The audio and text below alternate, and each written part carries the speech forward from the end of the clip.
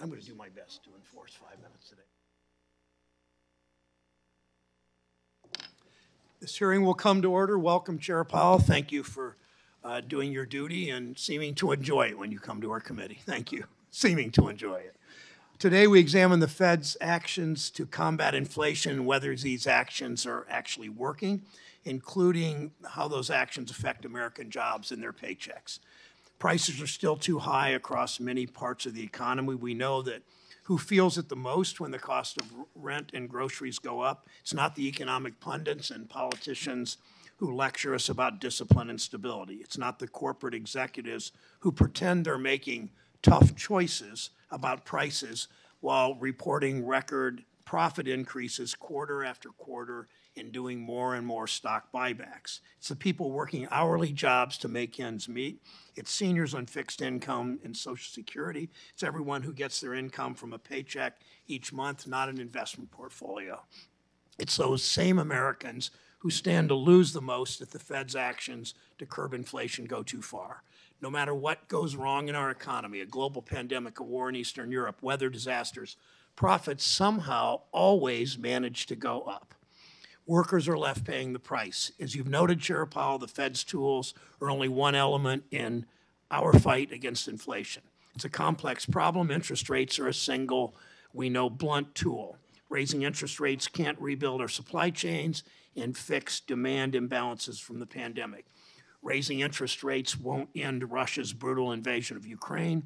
Raising interest rates won't prevent avian flu from devastating 1/3 of our egg supply or weather disasters from destroying key crops. And raising interest rates certainly won't stop big corporations from exploiting all of these crises to jack up prices far beyond the increase in their costs.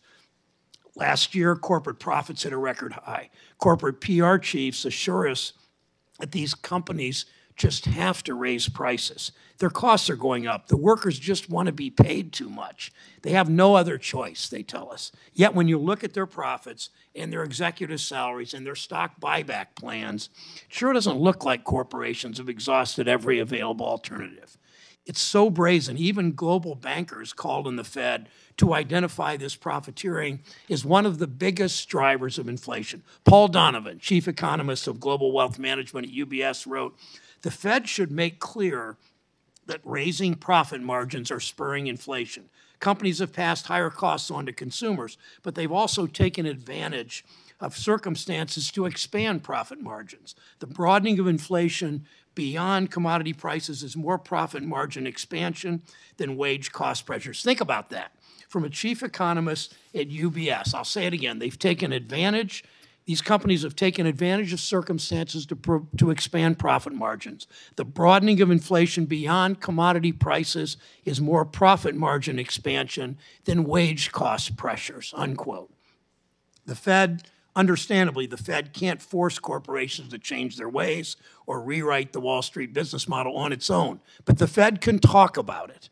High interest rates, falling wages, increasing unemployment are all hallmarks of failed policies that end up helping Wall Street, the largest corporations in the country, the wealthiest people in the country. Because let's be clear what we're talking about when people use the economic speak that can cloud this conversation. Cooling the economy means laying off workers. Lowering demand means workers get fewer raises. Of course there are times when the Fed must act. We can't allow inflation to become entrenched.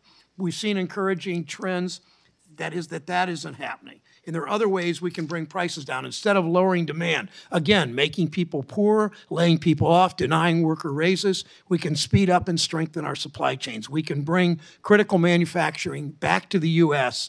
We can rebuild our infrastructure. It's what we're doing with the CHIPS Act, with the Inflation Reduction Act, with the bipartisan infrastructure bill. For the first time in decades, we're finally recognizing the damage that I and many of my colleagues warned the corporate offshoring would do to our economy. Look at East Palestine, Ohio, a community that Senator Vance and I have visited a number of times recently. America learned about this small town last month when a Norfolk Southern train derailed and spewed hazardous material into this community. East Palestine is more than just a disaster headline. Columbiana County was once the center of American ceramics manufacturing, at one time producing 80% of ceramics, of dishware in this country. One county produced 80% of it. When I was there last week, I was talking to the sheriff at the 1820 Candle Company. He was talking about how the last one closed just a few years back. Like so many industries, these jobs moved overseas, and we know why. The same reason Norfolk Southern cuts cost at the expense of safety, eliminating one-third of its workforce in the last 10 years. Then you're surprised with these derailments? It's the same reason corporations now keep prices high even as supply chains stabilize. It's the Wall Street business model. Chair Powell knows that. I know that. My Republican colleagues and Democratic colleagues know that. It's a Wall Street business model. Quarter after quarter, corporations are expected to cut costs at any cost. They skimp on safety. They move production overseas to countries where they can pay workers less because of trade deals that they lobbied for. And Wall Street demands they post profit increases, even in the middle of a global pandemic. That's the problem with our economy.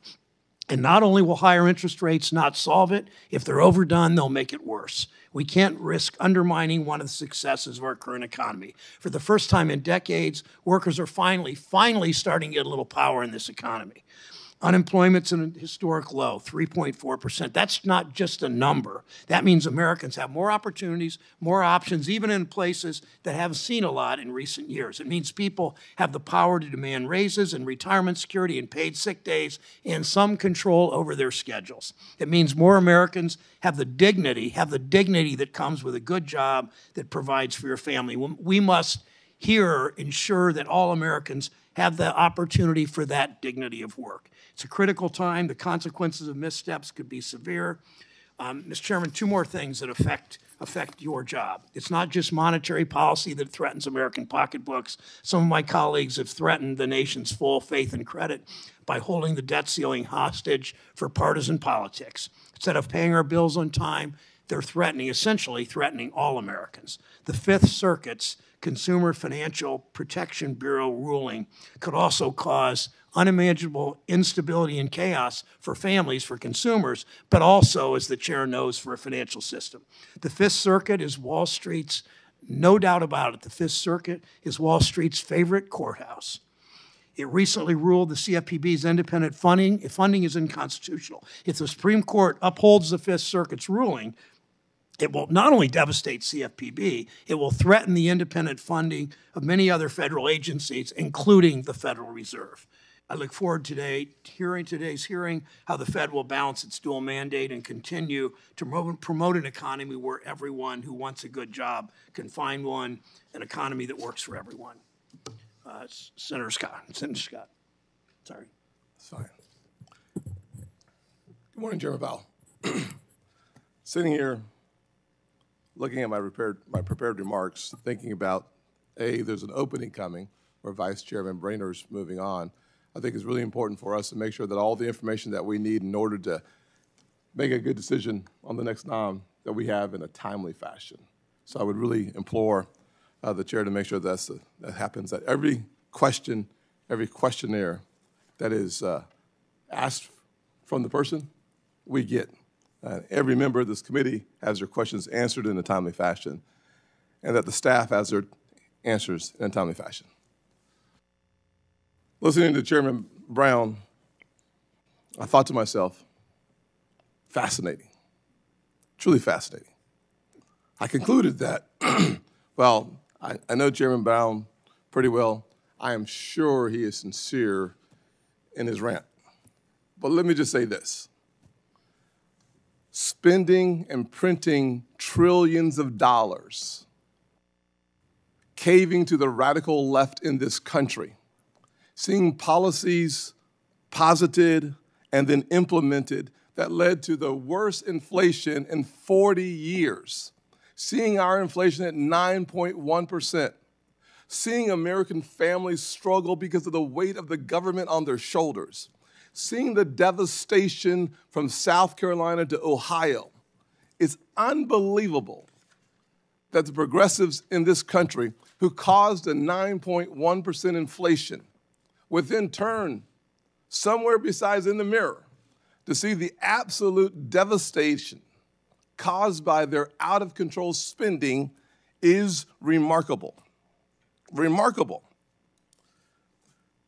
To stop the out-of-control inflation caused by the out-of-control spending, the Fed steps in to cool the economy. Well, the definition of cooling the economy is necessary because we've seen the most radical approach to a problem that was in our rearview mirror being used as a Trojan horse to bring in a level of socialism and spending that our nation has not seen in my lifetime. The facts are very simple. When you get to 9.1% inflation in this nation, as a kid who grew up in a single-parent household, mired in poverty, a 40% today, 100% just a year ago increase in the gas prices devastates single mothers around this country. For seniors on fixed income whose savings are being depleted with an average cost just last month of a $433 increase because of inflation. For my friends on the other side of the aisle to look any place besides a mirror, I find stunning. The truth is that when your food prices go up over 20%, when your electricity is up over 20%, you have to ask yourself, where in the world are they? They cannot be in this universe. It must be an alternate universe where, in fact, it's okay for us to see prices go through the roof and our economy not stumble, but fall into a ditch. Why are we in the ditch? Because progressives used the pandemic as a way to usher in a form of spending that takes the money out of the pockets of everyday Americans and puts it in the coffers of the government. There is a better way. The better way is to trust the American people. And when you do so, we don't have to have the Fed come in and raise interest rates so high to quell the challenges in our economy so that today versus 18 months ago, the price of the same house for your mortgage payment is twice as high. Why? Because of the runaway spending of our friends on the other side of the aisle. I'm sure I do not have time for my opening comments, but I will say without any question, as I look around the country and I ask myself, how devastating is it that today it costs $433 more than it did a year ago? The answer is it is a crisis. When the average family in our country just a couple of years ago didn't have $400 in their savings for an emergency, to have prices go up by this amount, it's devastating. To have a conversation about rents around the country, looking at the inflationary effect and the absolute devastation of a snarling supply chain that we haven't seen in my lifetime, run by my friends in the progressives. Unbelievable. But to get to you, Chairman Powell, one of the comments that you've made that I think is really important in one of the speeches you gave in January, and I apologize for my rant. I just wanted to make sure my rant was consistent with my friend here. It is essential, you said, that we stick to our statutory goals and authorities, and that we resist the temptation to broaden our scope to address other important social issues of the day. Taking on new goals, however worthy, without a clear statutory mandate would undermine the case of our independence. You further noted that, and I quote, without explicit congressional legislation, it would be inappropriate for us to use our monetary policy or supervisory tools to promote a greener economy or to achieve other climate-based goals. We are not and will not be a climate policy maker. Do you still stand by those comments?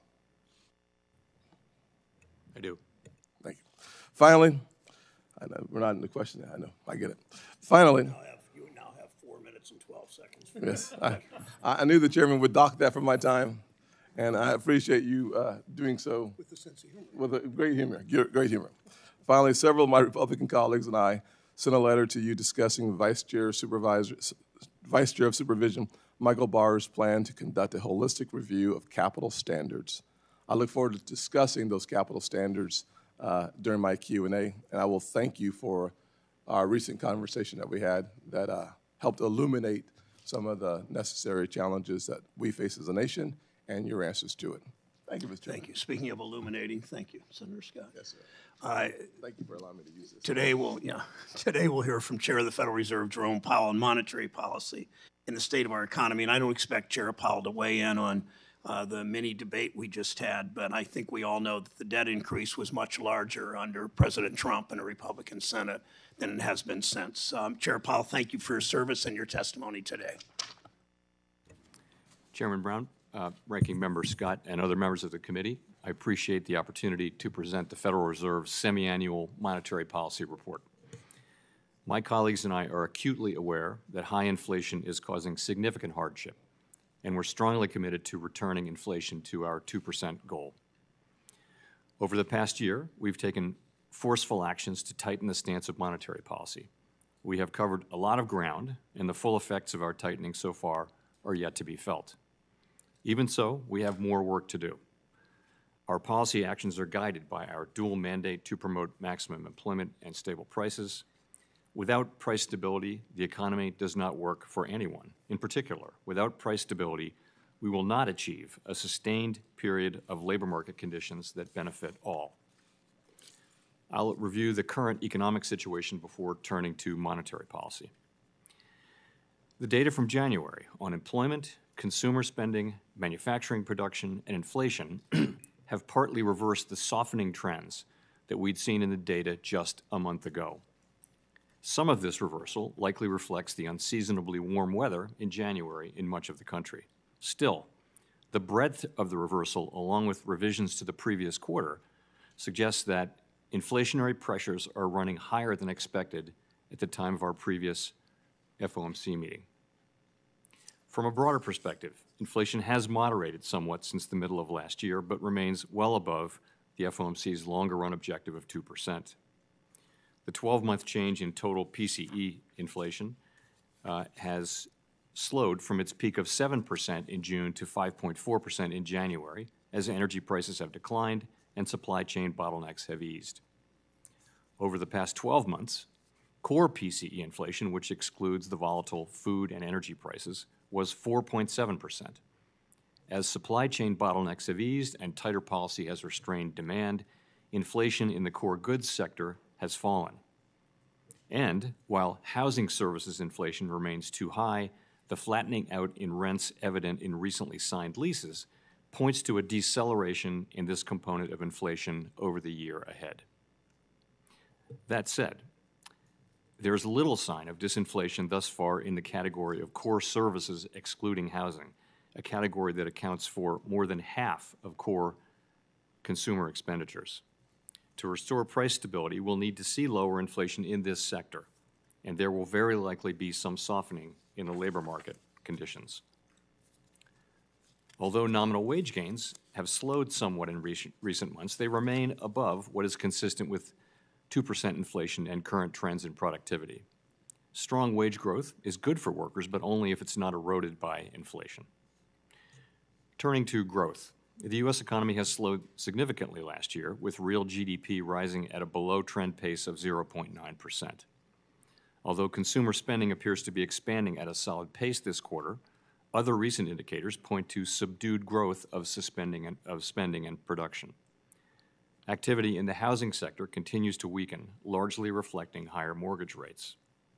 Higher interest rates and slower output growth also appear to be weighing on business fixed investment. Despite the slowdown in growth, the labor market remains extremely tight.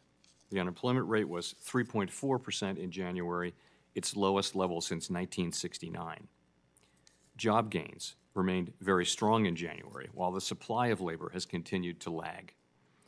As of the end of December, there were 1.9 job openings for each unemployed individual, close to the all-time peak recorded last March. while unemployment insurance claims have remained near historical lows. Turning to monetary policy. With inflation well above our longer-run goal of 2%, and with the labor market remaining extremely tight, the FOMC has continued to tighten the stance of monetary policy, raising interest rates by 4.5 percentage points over the past year. We continue to anticipate that ongoing increases in the target range for the federal funds rate will be appropriate in order to attain a stance of monetary policy that is sufficiently restrictive to return inflation to 2% over time. In addition, we are continuing the process of significantly reducing the size of our balance sheet. We are seeing the effects of our policy actions on demand in the most interest-sensitive sectors of the economy. It will take time, however, for the full effects of monetary restraint to be realized, especially on inflation. In light of the cumulative tightening of monetary policy and the lags with which monetary policy affects economic activity and inflation, the committee slowed the pace of interest rate increases over its past 2 meetings. We will continue to make our decisions meeting by meeting, taking into account the totality of the incoming data and their implications for the outlook for economic activity and inflation. Although inflation has been moderating in recent months, the process of getting inflation back down to 2% has a long way to go and is likely to be bumpy. As I mentioned, the latest economic data have come in stronger than expected, which suggests that the ultimate level of interest rates is likely to be higher than previously anticipated. If the totality of the data were to indicate that faster tightening is warranted, we'd be prepared to increase the pace of rate hikes. Restoring price stability will likely require that we maintain a restrictive stance of monetary policy for some time. Our overarching focus is using our tools to bring inflation back down to our 2% goal and to keep longer-term inflation expectations well anchored. Restoring price stability is essential to set the stage for achieving maximum employment and stable prices over the longer run. The historical record cautions strongly against prematurely loosening policy. We will stay the course until the job is done. To conclude, we understand that our actions affect communities, families, and businesses across the country. Everything we do is in service to our public mission. At the Federal Reserve, we will do everything we can to achieve our maximum employment and price stability goals. Thank you. I look forward to your questions. Thank you, Mr. Chair. There are 23 of us on this committee. Almost everyone will be here today. I ask each of us to stay as close to the 5-minute mark as we can because we have votes at 11:30. So thank you all for your cooperation. Chair Powell, thank you. Job growth is strong as unemployment remains historically low. You might not know that from the opening statements. Many drivers of inflation, corporate greed, rising inequality, supply chain disruptions, Russia's bestiality, if you will, in Ukraine, won't get better because of interest rate increases. Every indication is that this post-pandemic economy is different. Should we be worried, Mr. Chair, that the Fed is treating this economic period as it has in the past instead of reacting differently? Thank you, Mr. Chairman. So we've been aware since the very beginning and have discussed this publicly on many occasions that there are some differences this time. We, in particular, have not seen the kind of supply-side collapse that we saw at the very beginning of the inflation outbreak. Also, the outbreak of a war which had significant effects on commodity prices a year ago. So all that is different. There are also, though, some similarities. There is a mismatch between supply and demand. You can see that in the goods sector still. You saw it in housing prices going up over 40% since before the pandemic, and you see it in the labor market where we have 1.9 job openings for every opening, for every unemployed person. So we're well aware that this particular situation involves a mix of cycles of forces, not all of which our tools can affect. But there is a job here for us to do in better aligning demand with supply. Okay, understanding you have limited tools to address inflation, and our conversations in the past show my concern about continued rate increases that may not actually address the root cause of inflation. They hurt workers, and Many of us contend we can't follow the same old playbook. Next question. Last year, 3 banking regulators issued proposed updates on the Community Reinvestment Act to account for changes in our banking system. My question is, does the Fed remain committed to work with FDIC and OCC to finalize a CRA rule, and when will that rule likely be finalized? Yes, we do remain committed, and I believe we are in broad agreement with the other 2 agencies on the revisions to the rule. So now we're in the process of writing all that down, and that'll take some time. And then after that, of course, it will come to the Board of Governors for a vote, and that'll involve briefings and discussions. And I can't give you an exact date, but as quickly as possible. Yes, but it will be some months. Okay, thank you. Banks weathered the shock of the COVID-19 shutdowns mostly because of the fiscal response provided by Congress. We now see a spike in loan delinquencies, an increase in overall risk.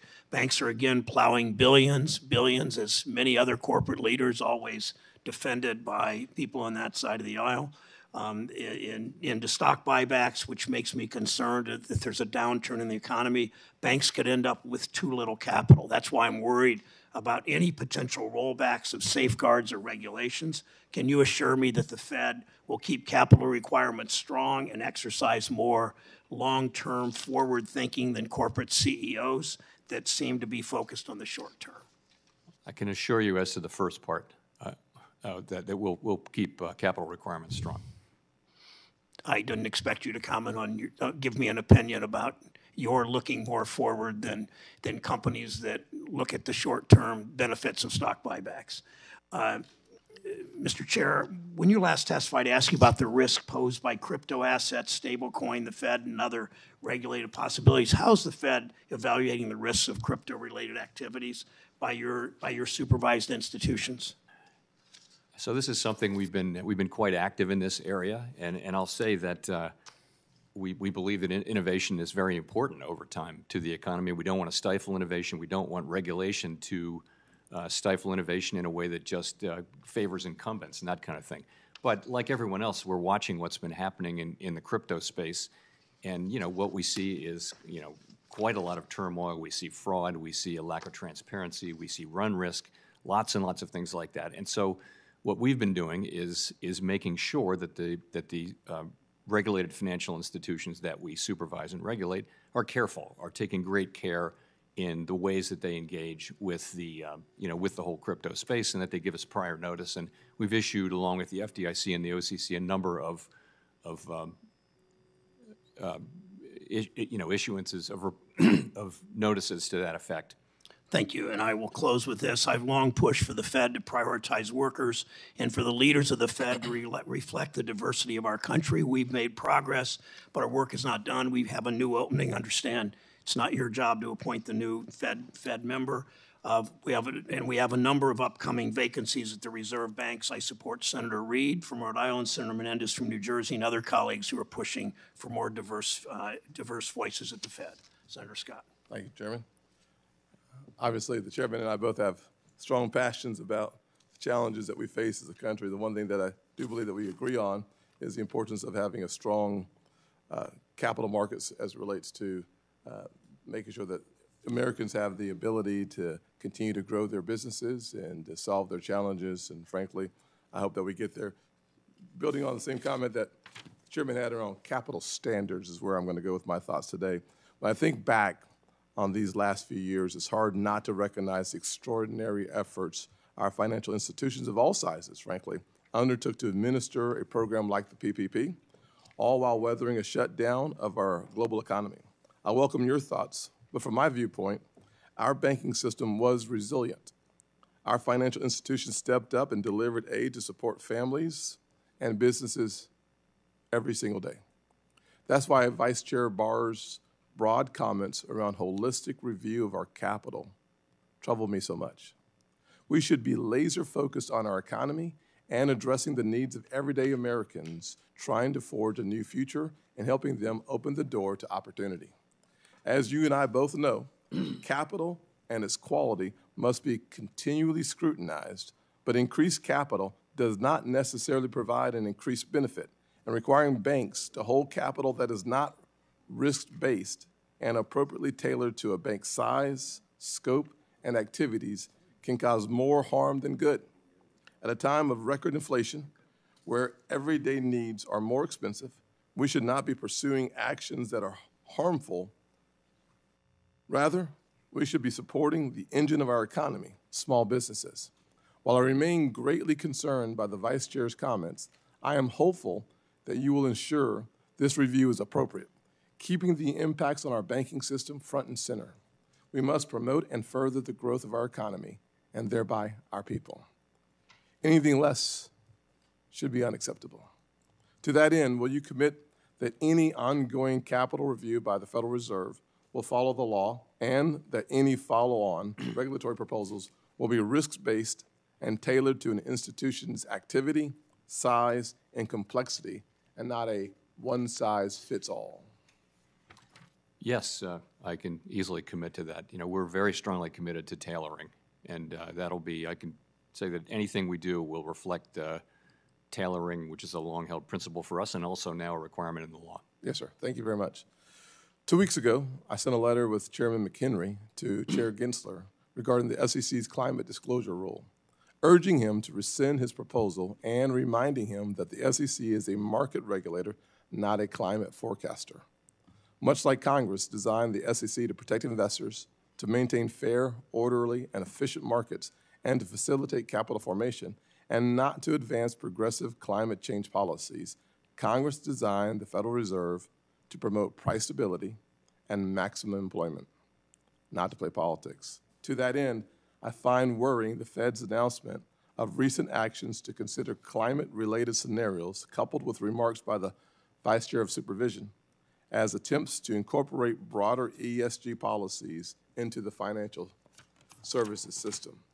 Banks have and continue to account for weather-related risks in their risk management, but efforts that attempt to predict climate change far into the future fall outside the scope of their authority. Importantly, the level of speculation required in these models should highlight their arbitrary and capricious nature. At a time when our economy is suffering from historically high inflation, I expect our central bank to focus its time and resources on bringing inflation down, not on policy outside of its mandate.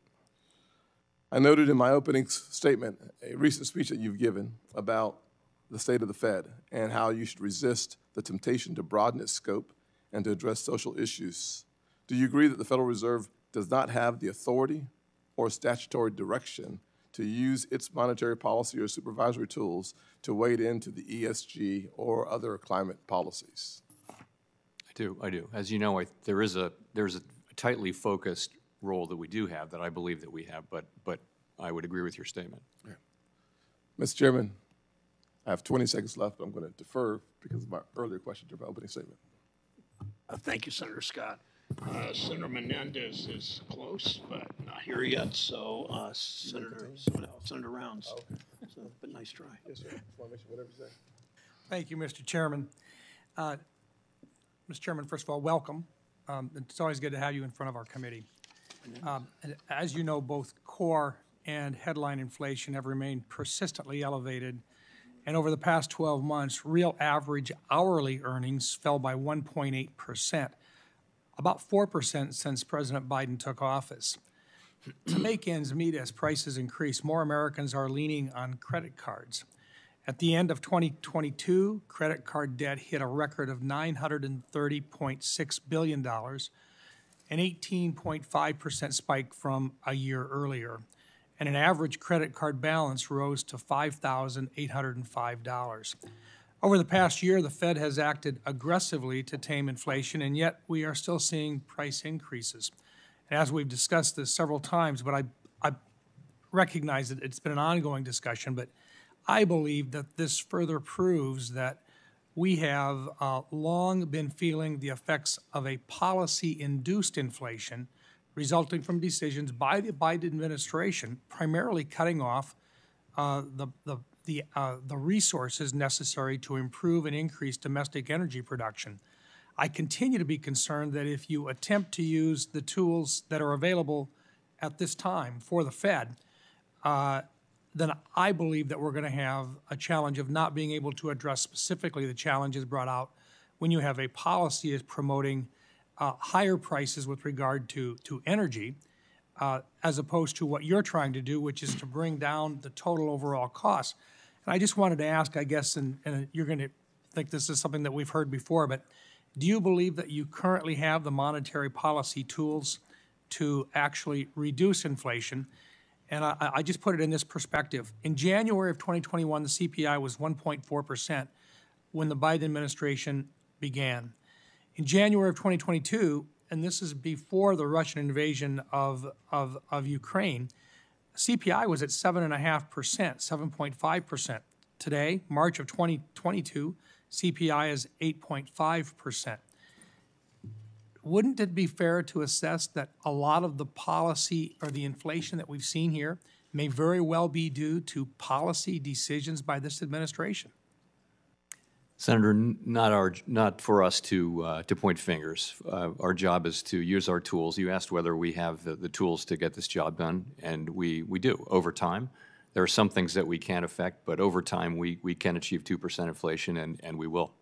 In other words, you've got a limited number of tools available to you, and the limited number of tools that you have are designed to impact simply the reduction in prices and so forth, and yet if there are competing interests out there that are pushing prices higher, you don't have the wherewithal to decide one tool versus another based on whether it's policy-induced or whether it is a matter of a shortage in supplies from outside or whether it's war-related.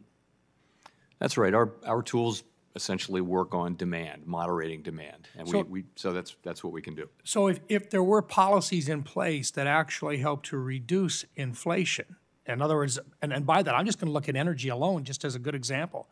If policies were in place that were actually allowing energy prices to come down in the United States, then you would have less of a need to use the very blunt tools that you do have right now with regard to increasing rate increases. Is that a fair statement, sir? In a sense, it is, but I would just say on energy, I'm not trying to get you to a policy discussion with what the president's doing on his energy policy. I just want to make it clear that you have to respond to what's in front of you, and it doesn't matter where the inflation is coming from or what's driving it up.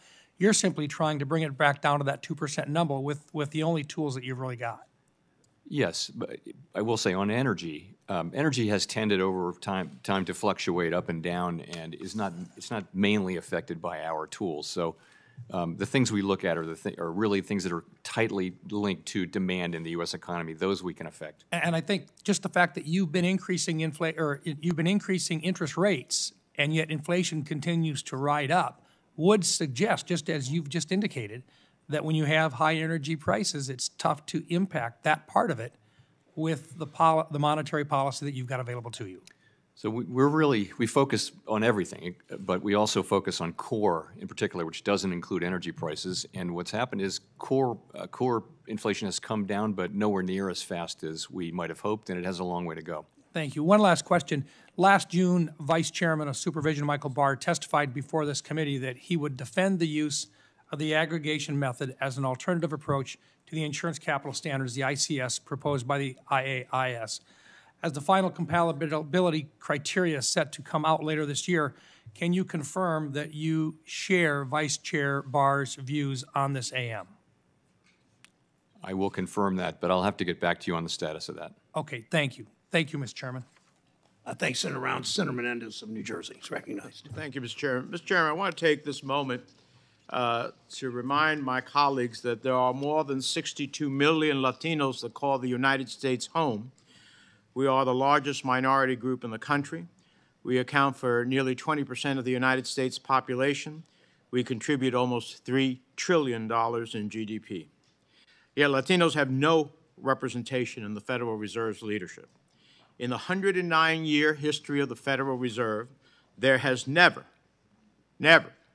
been a single member of the Board of Governors or regional bank president who has the lived experience of being Latino in the United States.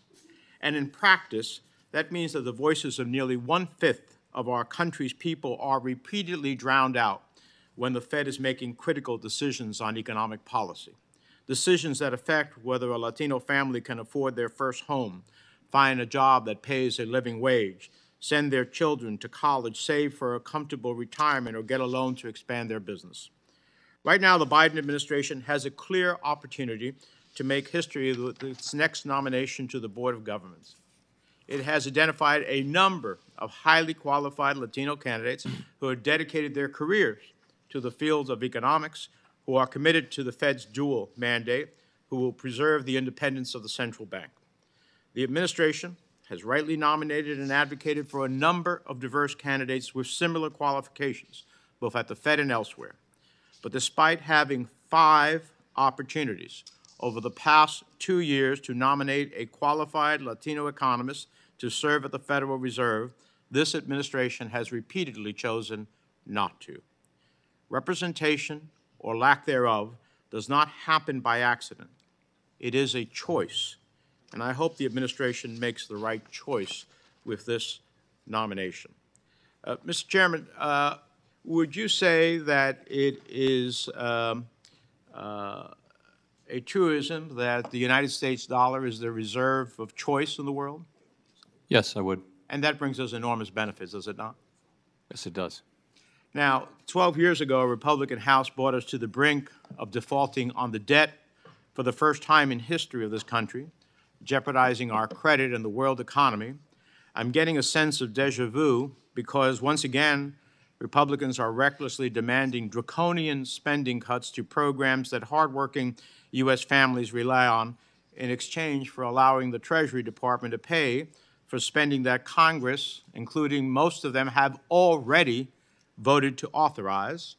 If you want to talk about spending cuts, it seems to me that the budget is the time to do that, but not to put the full faith and credit of the United States at risk. Chairman Powell, can you talk about the catastrophic damage a debt default would inflict on the economy? So I guess I will start, if I can, by saying that these are really matters between the executive branch and Congress. We do not seek to play a role in these policy issues. But at the end of the day, there's only one solution to this problem, and that is Congress. Whatever else may happen will happen, but Congress really needs to raise the debt ceiling. That's the only way out, in a timely way that allows us to pay all of our bills when and as due. And if we fail to do so, I think that the consequences are hard to estimate, but they could be extraordinarily adverse, and could do longstanding harm. Well, I think that's a mild statement of what would happen. I understand. I didn't ask you to engage in the congressional executive branch roles. I asked you about the abstract question of what happens if you have a debt default. Isn't even this constant fight putting into question the possibility that the United States will not honor its full faith and credit have consequences within the economy? In principle, it could. I think markets tend and observers tend to watch this and tend to think that it will work out, and it has in the past worked out. So it needs to work out this time too. Now, seeing your testimony before the committee, is it fair to say that you'll do whatever is necessary to tame inflation? We serve a dual mandate, and we will do what we can, everything we can to restore price stability while also serving maximum employment. And primarily that means additional rate increases, would it not? What other tool do you have? That's what we have. The balance sheet, the shrinkage of the balance sheet will continue too, but it's principally rate hikes. So the question is, when does that part of doing anything necessary to tame inflation, come into conflict with your other mandate of maximum employment? Not now, when we have the lowest unemployment in 54 years, and where we have a labor market that is extremely tight, extremely. So, but that time could come, but it really isn't now, where we're very far from our price stability mandate, and in effect, the economy is past most estimates of maximum employment. Thank you, Mr. Chairman. Thanks, Senator Menendez. Senator Kennedy of Louisiana is recognized. Thank you, Mr. Chairman. Chairman Powell, thank you for being here. Thank you to you and your team for helping to save the economy during the pandemic meltdown. For what it's worth, I'm generally supportive of the actions of the Fed right now, and I'm not going to ask you today to blame anybody. When Congress spends money, it stimulates the economy, does it not? Well, it would depend on whether that's funded by tax increases or not. But so if there's a spending that's not accompanied by taxes would have a net at the margin stimulative effect. Well, and when Congress borrows money to spend even more, that stimulates the economy even more, does it not? At the margin, yeah. Okay. If Congress reduced the rate of growth in its spending and reduced the rate of growth in its debt accumulation, it would make your job easier in reducing inflation, would it not? I don't think fiscal policy right now is a big factor driving inflation at this moment, but it's absolutely essential that we do slow the pace of growth, particularly for the areas of the budget All right, let's try to unpack this then. I'm not trying to trick you. You're raising interest rates. You're raising interest rates to slow the economy, are you not? Yes, to cool the economy off. And one of the ways you measure your success, other than fluctuation in gross domestic product, is the unemployment rate. Is it not? Yes, one of the measures. Okay. So in effect, I'm not being critical. When you're slowing the economy, you're trying to put people out of work. That's your job, is it not? Not really. We're trying to restore price stability. No, you're trying to raise not wages. You're trying to raise the unemployment rate. There are That means I know you don't like the phrase, so let me strike it. You're trying to raise the unemployment rate, are you not? No, we're not trying to raise it. We're trying to realign supply and demand, which could happen through a bunch of channels, like, for example, just job openings. All right, let me put it another way, okay? The Economist did a wonderful study. They looked at 10 disinflationary periods in America going all the way back to the 1950s. Disinflation is what you're trying to do. It's a slowing in the rate of inflation. Am I right? Yes. In other words, prices don't go down, they just don't go up as fast. Deflation is when prices actually go down. You're trying to achieve disinflation, are you not? Yes, we are. Okay.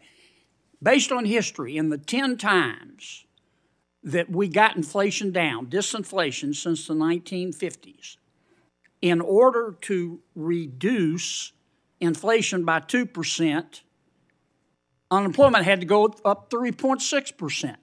Now, that's history, is it not? I don't have the numbers in front of me, but yes, the standard has been that there have been recessions and downturns when the Fed has tried to reduce inflation. Now, right now, the current inflation rate is 6.4%, and the current unemployment rate is 3.4%. Now, if history is right, I'm not asking you to again, blame anybody, but if history is right, unless you get some help, in order to get inflation down from 6.4% to, let's say, 4.4%, and the unemployment rate is going to have to rise to 7% based on history. That's what the record would say. Okay. And to get inflation down to 2.2% based on history, an immutable fact, unemployment would have to go to 10.6%. Would it not? No, I wouldn't. That's what the record shows. That's what the history shows. Yeah, I don't think that kind of a number is at all in play here. I know you're reluctant to admit it, and you don't want to get in the middle of a policy dispute. But I think it's undeniable. It's undeniable that the only way we're going to get this sticky inflation down is to attack it on the monetary side, which you're doing, and on the fiscal side, which means Congress has got to reduce the rate of growth of spending and reduce the rate of growth of debt accumulation. Now, I get that you don't want to get in the middle of that fight. But the more we help on the fiscal side, the fewer people you're going to have to put out of work. Isn't that a fact? Please answer. It could work out that way. Okay. Sir? It could work out that way. yes, sir. Thank you. Thank you, Senator Kennedy. Senator Reid of Rhode Island is recognized. Thank you very much, Mr. Chairman. Thank you, Chairman Powell, for being here today. We saw in the wake of COVID the globalized supply chain disrupted significantly, and we're in the process, in some respects, of rebuilding a supply chain with an emphasis on sourcing in the United States. To what extent did that disruptive supply chain contribute to inflation, and to what extent will the new, if you envision it, the new supply chain that is located in the United States and other friendly countries affect inflation? So the initial outbreak of inflation was all about spending on goods where people couldn't spend on services. So goods spending went way up, and the global supply chain, many goods are imported. The global supply chain just collapsed, and that was the source of the original inflation. It has now spread over the last 2 years to housing and also to the rest of the service sector. So to your question, we are seeing goods inflation has been coming down for some time now. It's still too high, but it's coming down. Housing services there's in the pipeline. You see the new leases that are being signed, and what that tells you is that in the next 6 to 12 months, we will see that come down. But this big service sector that's everything else, which is financial services, medical services, travel and leisure, all of those things, that's really where that's the source of the inflation we have now, which had nothing to do with the supply, or not much to do with the supply chains. That's where the challenge is now. And is there anything that you can do that would target that service area without affecting the other areas? There's not really. You know, our monetary policy tools are famously powerful but blunt. A different topic, and that is, as you're probably aware, the Fifth Circuit delivered a ruling in the Community Financial Services Association versus CFPB that the CFPB's funding mechanism is unconstitutional. Just like the Board of Governors, the CFPB is a bureau of the Federal Reserve. Both the Board of Governors and the CFPB rely on the same source of funds and draw on those funds in virtually identical ways. If the Board of Governors funding structure would be found unconstitutional, what would the implications be for the country and monetary policy? Well, it would be very significant, but I have to say we have significant responsibilities, but I would be reluctant to comment on a case that's before the Supreme Court. But it is certainly something that you've had people examine for possible ramifications. Yes, and you know the central banks tend to be self-funding because of the way they work, and that's a key factor of our independence. We've gone back and forth on the impact of rate hikes on workers, and you've indicated previously that wages have not been spiraling upwards necessarily, and that inflation expectations are currently stable. But the impact on increased interest rates are usually felt more by low to moderate income people. Is there any way you can work yourself out of that dilemma? So where we are right now, of course, is very low unemployment. Wages have been moderating, and they've been doing so without a softening in the labor market, without a rising unemployment, really, and that's a good thing. So we really don't know. The current situation is a combination of more typical supply and demand issues, but also just things that we haven't seen before, like the war in Ukraine, like the supply chains that you mentioned. Right. So we have many unusual factors, and I don't think anybody knows with confidence how this is going to play out. Thank you very much, Mr. Chairman. Thank you, Chairman. Thanks, Senator Reid. Senator Brett, Alabama is recognized. Thank you, Mr. Chairman. Chairman Powell, it's great to have you here today. Over the past 2 years, we've seen the highest inflation of my lifetime, driving up costs for American families across the board. According to the U.S. Department of Labor, the annual inflation rate in 2021 was 7%, and in 2022, it was 6.5%. According to the U.S. Department of Agriculture, the cost of food went up 10% in 2022. And the real effects of that is moms and dads across this nation that are working to put food on the table for their kids, for their babies, had a harder time doing that. This has devastated hardworking Americans, causing a kitchen table crisis in every corner of our country, as the price of food, energy, and housing have all skyrocketed. In response, the Federal Reserve has raised the Federal Reserve Fund rate more than 4 percentage points. Being far from transient, inflation has remained persistent, high, and well above the Fed's long-run goal of remaining under 2%. In the coming year, what factors and indicators are you paying attention to as you and the Federal Open Market Committee decide on whether to increase rates? So I'd say a couple things to that.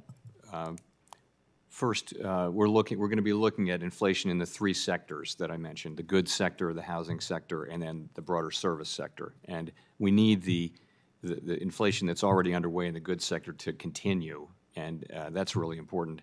In the housing sector, we just need the time to pass so that reported inflation comes down, and it's effectively in the pipeline as long as new leases are being signed at relatively small increases. So we'll be watching very, very carefully, though, at the larger service sector, which is 56% of consumer spending, and more than that of what's currently inflation. So that's one thing we'll be watching that very carefully.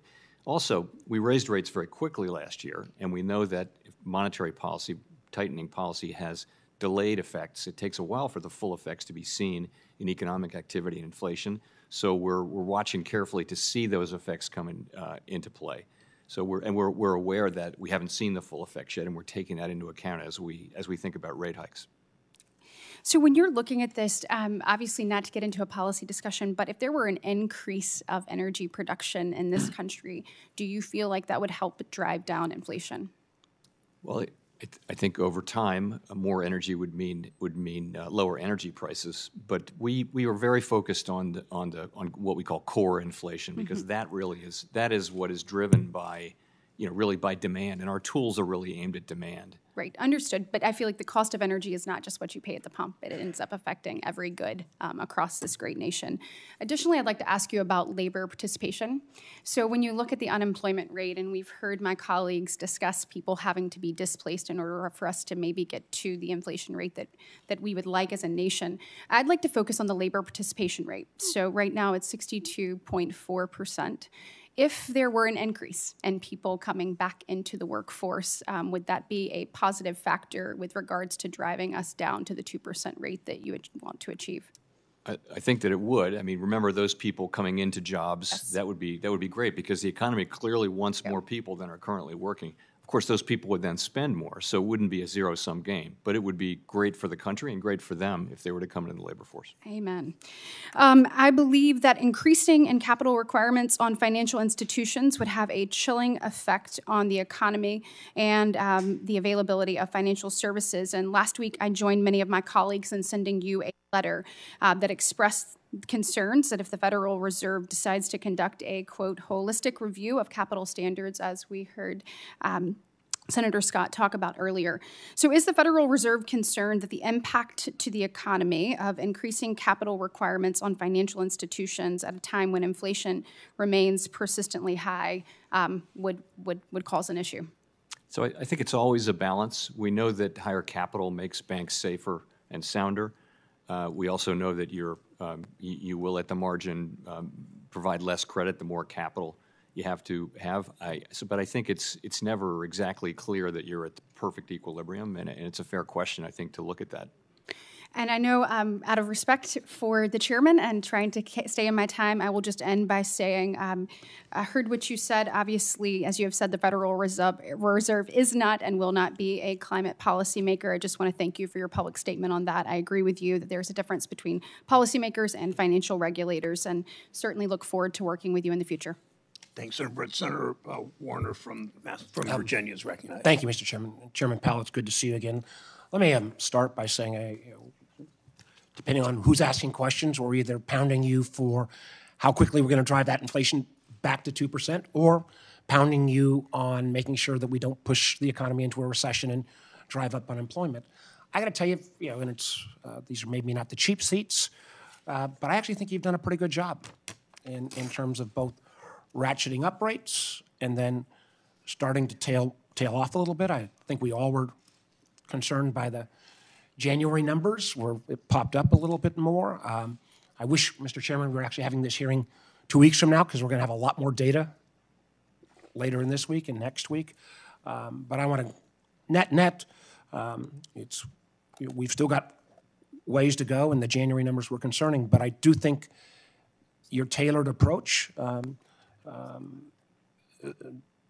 we can all second guess, but I think it has been the right approach. And I'm going to commend you on that.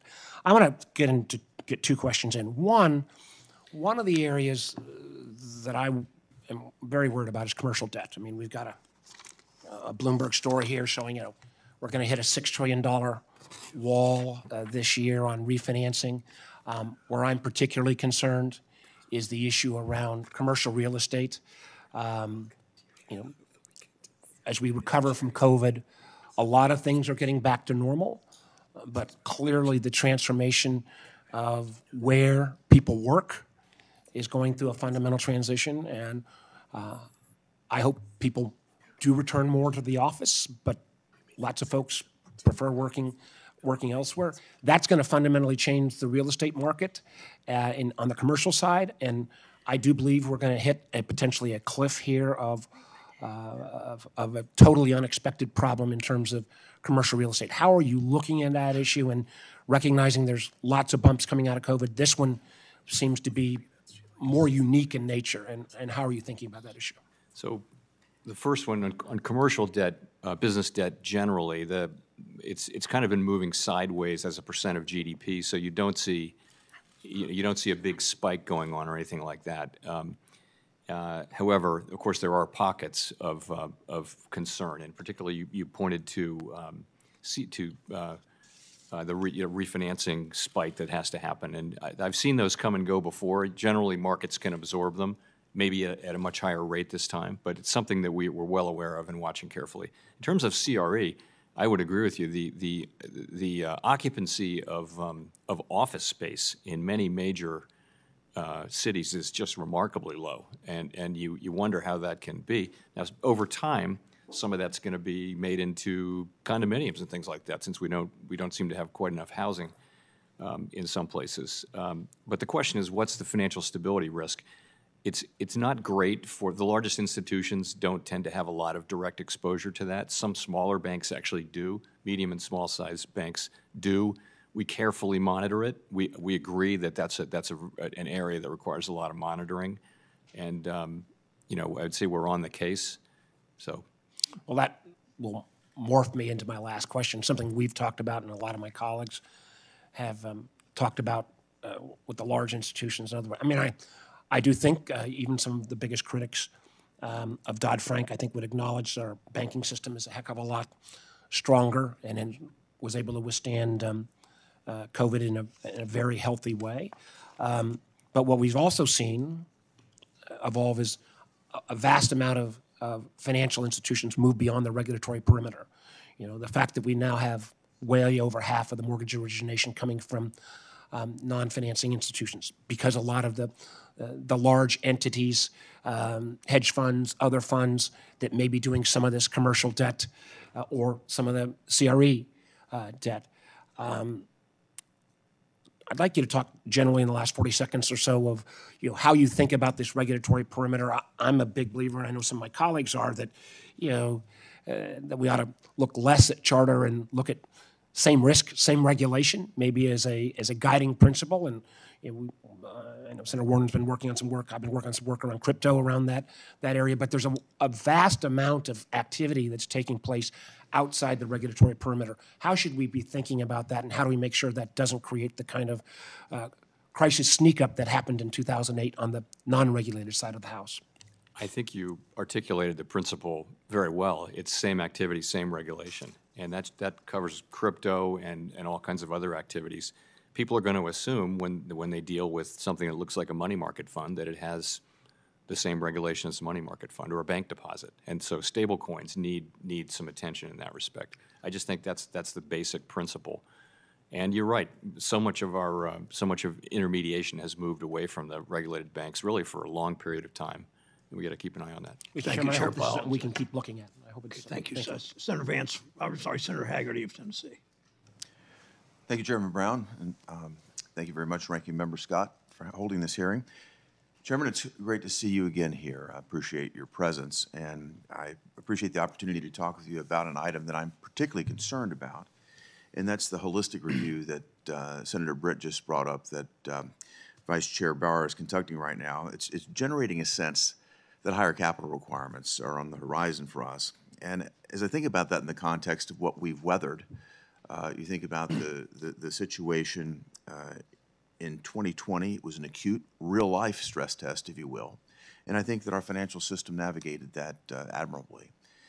In the past, Chair Powell, you've told this committee that our financial system has proven resilient through 2020, and that the capital levels at that point in time, and I would note that those capital levels are at multi-decade highs, are in aggregate adequate. And I just wanted to follow up on those prior statements and see if you still feel that way. So I guess I would say it to you this way. In our system, we have a vice chair for supervision who has statutory responsibilities, and when a new vice chair for supervision comes in, generally they're going to want to take a fresh look. And that's what the former one, Vice Chair Quarles did, and that's Dan Tarullo kind of had the job on an informal basis, and that's what he did. So it's only natural that someone would come in and take a fresh look, and I think that's part of the process. The role of that person is to make recommendations on regulation and supervision to the full board. The role of the board is to consider those when made, and this, to me, this just comes under that heading. Well, as the review is underway, and I appreciate that context, one aspect of it seems to us as an apparent willingness to undo the tailoring requirements that were enacted as part of S-2155. And I understand that nothing has been finalized regarding the regulations. It's a concerning prospect if that's the case. The Fed's General Counsel just yesterday alluded to undoing 2155 by, quote, pushing down the Basel requirements on banks that were intentionally given relief in that bill. So I want to be perfectly clear that the banking regulators themselves can't just simply ignore or selectively enforce the laws. And again, I realize that the details of the study haven't been finalized and made public, but if the proposal put forth by Vice Chair Barr is either unduly aggressive or appears to contradict the spirit of S-2155, will you vote for it?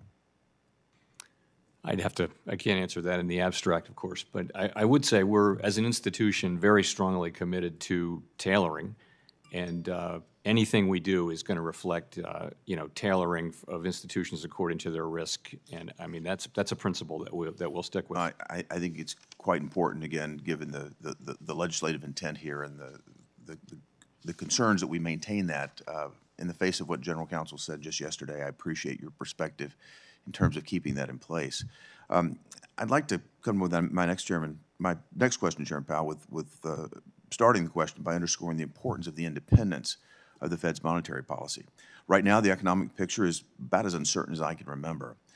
We've had large companies in the private sector who are in the midst of planning layoffs and forecasting serious economic weakness in the quarters to come. Yet, on the other hand, the current economic data seems to be robust.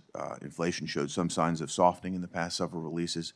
So I just hope, Chair Powell, that you could briefly tell us how you synthesize these seemingly contradictory data.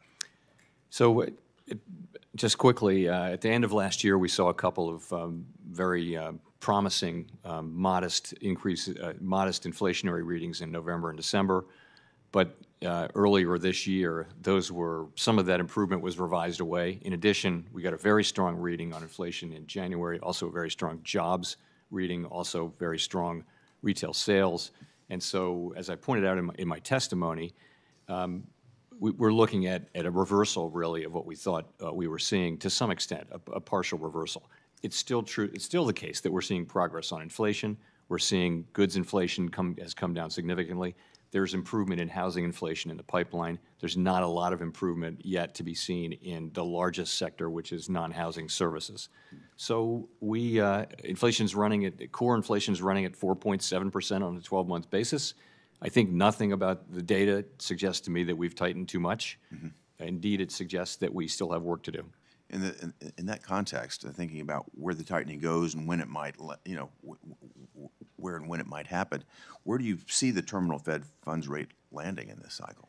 So we last wrote down our assessments, individual assessments of that in December, and I think the median range was basically people were clustered between 5 and 5.5. We're going to write down those again as part of them. We do it 4 times a year. We'll do it around the March meeting, which is on the 21st and 22nd of March.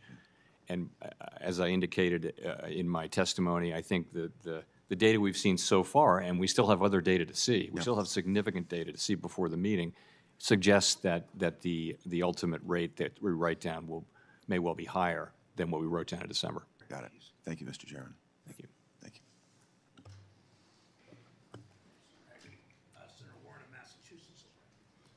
Thank you, Mr. Chairman. So the Fed has raised interest rates 8 times over the last year in what has been the most extreme rate hike cycle in 40 years. The Fed's goal is to slow inflation, and your tool, raising interest rates, is designed to slow the economy and throw people out of work. So far, you haven't tipped the economy into recession, but you haven't brought inflation entirely under control either. And maybe the reason for that is that other things are also keeping prices high, things you can't fix with high interest rates, things like price gouging and supply chain kinks and a war in Ukraine. But you are determined to continue to raise interest rates, so I want to take a look at where you're headed. In December, the Fed released its projections on the state of the economy under your monetary policy plan. According to the Fed's own report, if you continue raising interest rates as you plan, unemployment will be 4.6% by the end of the year, more than a full point higher than it is today. Chair Powell, if you hit your projections, do you know how many people who are currently working, going about their lives, will lose their jobs?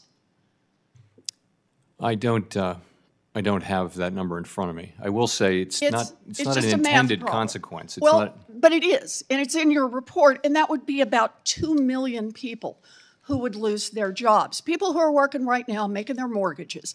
So, Chair Powell, if you could speak directly to the 2 million hardworking people who have decent jobs today, who you're planning to get fired over the next year, what would you say to them? How would you explain your view that they need to lose their jobs? I would explain to people more broadly that inflation is extremely high and it's hurting the working people of this country badly. All of them, not just 2 million of them, but all of them are suffering under high inflation, and we are taking the only measures we have to bring inflation down. And putting 2 million people out of work is just part of the cost, and they just have to bear it?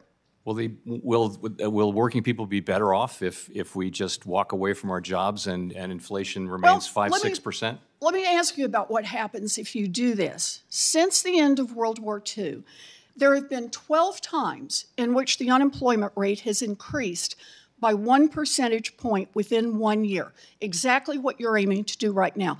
How many of those times did the U.S. economy avoid falling into a recession? You know, it's not as black and white as very Just very looking infrequent. at the numbers, it actually is pretty black Alan and white. Blinder's written a book on this, and There have been 12 times that we've seen a 1 point increase in the unemployment rate in a year. That's exactly what your Fed report has put out as the projection and the plan based on how you're going to keep raising these interest rates.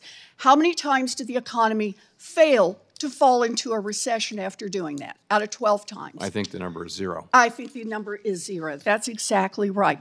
So then the question becomes, we've got 2 million people out of work. Can you stop it at 2 million people? History suggests that the Fed has a terrible track record of containing modest increases in the unemployment rate. Once the economy starts shedding jobs, it's kind of like a runaway train. It is really hard to stop. In fact, in 11 out of the 12 times that the unemployment rate increased by a full percentage point within 1 year, unemployment went on to rise another full percentage point on top of that. If that's what happens this time, we'd be looking at least 3.5 million people who would lose their jobs. So, Chair Powell, if you reach your goal and 2 million people get laid off by the end of this year, and then, just like in 11 out of 12 times that unemployment has risen by a point in a single year, it keeps on rising, And then we've got 2.5 million people out of work. We've got 3 million people who get laid off. We've got 3.5 million people who get laid off. What's your plan? Well, right now the unemployment rate is 3.4%, which is the lowest in 54 years. And we actually don't think that we need to see a sharp or enormous increase in unemployment to get inflation under control. I'm looking at your projections. Do you call laying off 2 million people this year not a sharp increase in unemployment? I would say 4.5%. Explain that to the 2 million families who are going to be out of work. We're not targeting any of that, but I would say even 4.5% unemployment is well better than most of the time for the last 75 years. In other words, you don't have a plan to stop a runaway train if it occurs.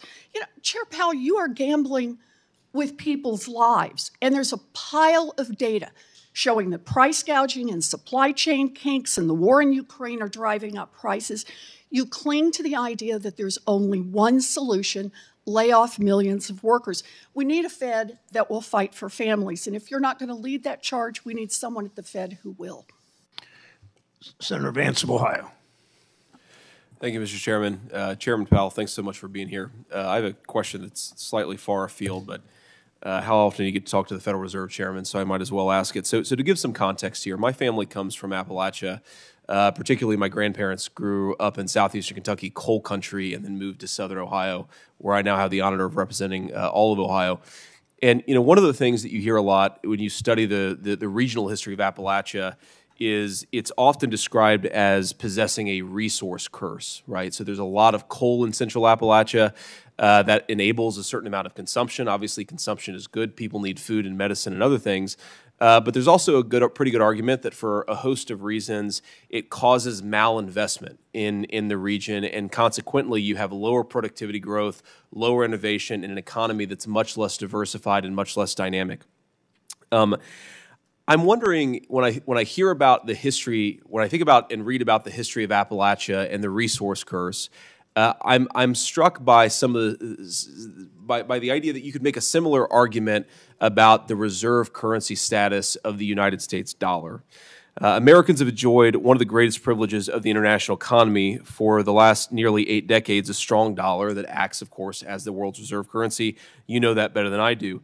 Now, this has obviously been great for American purchasing power. We enjoy cheaper imports. Americans, when they travel abroad, benefit from lower costs. But it does come at a cost to American producers. I think in some ways you can argue that the reserve currency status is a massive subsidy to American consumers, but a massive tax on American producers. Now, I know the strong dollar is sort of a sacred cow of the Washington consensus, but when I survey the American economy and I see our mass consumption of mostly useless imports on the one hand and our hollowed-out industrial base on the other hand, I wonder if the reserve currency status also has some downsides and not just some upsides as well.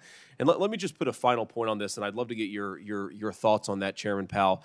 We're, of course, now the main supporter of a massive land war in Europe between the Russians and the Ukrainians. I read recently, and I'm not going to comment on how perfect or precise these estimates are, but I read recently that the United States is trying to ramp up production from 14,000 artillery shells to 20,000 artillery shells. That's per month, while the Russians are firing 20,000 artillery shells in Ukraine per day. And when I look at the American economy, we have a lot of financial engineers and a lot of diversity consultants. We don't have a lot of people making things. And I worry that the reserve currency status and the lack of control we have over our currency is perhaps driving that. I'd love to get your feedback on that. What are the upsides and downsides of the reserve currency? That's a big question to try to answer. You have 2 minutes, today. Chairman Powell, so plenty of time. I can't even get started on that. So we are the world's reserve currency, of course, and that's because of our democratic institutions. It's because of our control over inflation over many, many, many years. The world trusts the rule of law in the United States, and those are the things. So once you're the world's reserve currency, it's used in all over the world in transactions, and it's the place where people want to be in times of stress, is in dollar-denominated assets. Now, so of course we benefit by being able to pay for our goods all over the world, pay for everything anywhere in the world mostly with dollars. That's an advantage. You know, there's some economic theory around that it also has burdens of various kind, but I can't call it all back to mind. But you know, the other thing is, you know, it's a very stable equilibrium, but it's not a perfect one. It's not a permanent one, rather. So there isn't any obvious candidate to replace the United States right now where you can have free flow of capital in and out of the country, where you can really trust the rule of law and democratic institutions, and keeping you know, keeping price stability, which you can here. Do you think it gives us less control over our own currency, the fact that it's become the world's reserve currency? Control over our currency. I'm not sure. So essentially, what we try to control is price stability, and no, it doesn't. It doesn't make it harder for us to keep inflation under control. The United States has a smaller external sector than most large economies, where it's only about 15%. So mainly, what affects inflation in the United States is domestic supply and demand. Do you think it makes it harder for us to affect and to fight back against currency manipulation, to control the export and import flows in a way that stabilizes our own manufacturing sector? Well, I mean, what's important there is really the level of the dollar, and you know, when the dollar is stronger, obviously our wares are more expensive abroad and that kind of thing. But we don't have an opinion on matters of the level of the dollar really matters for the Treasury Department and the elected government, not for the Fed. Thank you, Chairman Powell. Thank you. Thanks, Senator Vance. Senator Van Hollen of Maryland's recognized. Thank you, Mr. Chairman. Chairman Powell, thank you for being here and for your service. I know the Fed is experiencing lots of challenges these days. I've got a couple questions that are just, I think, basic yes or no's, and then some longer questions. Would you agree that changes in the size of corporate profits can be one of the factors that affects the inflation rate? Yes. Right. Now, recently, we saw that the Employment Cost Index, which, as you know, measures the growth of wages and benefit costs, grew at roughly 4% on an annualized basis in the fourth quarter of 2022. Is that right? That's my recollection, yes. So if corporate profits were to decline from the extremely high levels that we saw recently, would it be possible to sustain the 4% growth rate in the Employment Cost Index for an extended period of time, even as we get inflation down to the target of 2%? Depends on what you mean by extended period of time. So you would not, without a very, very large increase in productivity, which would be great, but that we don't expect, you wouldn't be able to sustain 4% wage inflation over the longer term. Over the shorter term, though, yes. So over the shorter term, that would not be a justification in and of itself for raising rates. Is that right, in the short term? Well, I think wages affect prices and prices affect wages. I think we do think that some softening in labor market conditions will happen as we try to get inflation under control, and will need to happen. Right, but that's more a prediction about your efforts to fight inflation. Are you saying that simply looking at the current 4% growth rate in the short term is an excuse for jacking up interest rates? I think what I would say is that the overall, all the data we look at in the labor market, including not just that measure of wages, but others, also unemployment, also participation, also job openings and quits and things like that. All of that, you put that into the picture, and I think you see a labor market that is extremely tight and is probably contributing to inflation. I've never said it was the main cause. Right. I think the larger point here, based on your response to that first question about growth in profits, is corporations have a decision as to whether or not they're going to pocket more for profit, which they can, or provide higher wages to their employees. And if you actually lowered your profit margins, you could sustain a higher wage increase without violating the 2% inflation. Isn't that right? Yes. I mean, when I hear profit margins, what we're seeing in the economy is pretty much about shortages and supply chain blockages. And when there's not enough of a product, what happens, and there's a lot of demand, what you see is prices going up. As the supply chains get fixed and shortages are alleviated, you will see inflation coming down. You'll see margins coming down, and that will certainly help with inflation. Right, but profits are the margin, right? They're going up beyond what they were before. That means that even with the increase of costs because of supply chains, they're making more profits. Which again, that they can do that. But my point is that as a contributor to inflation, as you indicated in response to the first question, let me ask you about the tight labor market because one of the issues in a tight labor market is parents with kids, including a lot of moms who would like to go back into the market, but are not able to do so because of lack of affordable childcare. The other issue is immigration, and I know that you've gotten some recent data on how some immigration figures actually have softened a little bit the tightness in the labor market. Can you just talk broadly about those two factors, affordable childcare and immigration, more legal immigration, and how they could affect labor force participation and therefore also reduce inflation pressures? So on the first, we don't make recommendations or evaluate fiscal policy, but I will say there's research that shows that it helps keep women in the workforce when there's childcare available, which is, I think, kind of self-evident. Sorry, the second was impact of immigration. Immigration, yeah. So what I talked about with you is actually as part of the January Bureau of Labor Statistics report, which comes the employment report for January, which comes out in early February. There is a section in there about more people. The Census Department has increased its estimate of the workforce by something like 870,000, and a significant part of that has been immigration. So, and that has moved up participation by a little bit, but it may be part of why we're hearing. It may be part of why we're hearing from in the labor market that the really intense labor shortage pressures that we were hearing about in 2021 and 22 may be alleviating. So that would contribute to that. Clearly, more people. Clearly, the economy is calling for more people with essentially two job openings for every unemployed person, and this can be a source of those people. Right, and that would reduce the tightness of the labor market and reduce pressures on inflation, right? May already be doing so. Thank you. Senator Kramer of North Dakota is recognized. Thank you, Mr. Chairman. Thank you, Chairman Powell, for being here. And I can't resist responding to a few things that my friends on the left have said. For example, in his opening statement, Chairman Brown had a long list of things that raising interest rates won't do. Raising interest rates won't fill in the blank. I'm going to fill in the blank with a couple things. How about raising interest rates won't stop Senate Democrats and President Biden from overtaxing, overspending, overborrowing, overregulating? Chairman Brown said we should rebuild our supply chain by curbing offshoring, corporate offshoring. I agree. He talked a lot about corporate greed contributing to inflation. Okay. But how about regulatory greed contributing to corporate greed?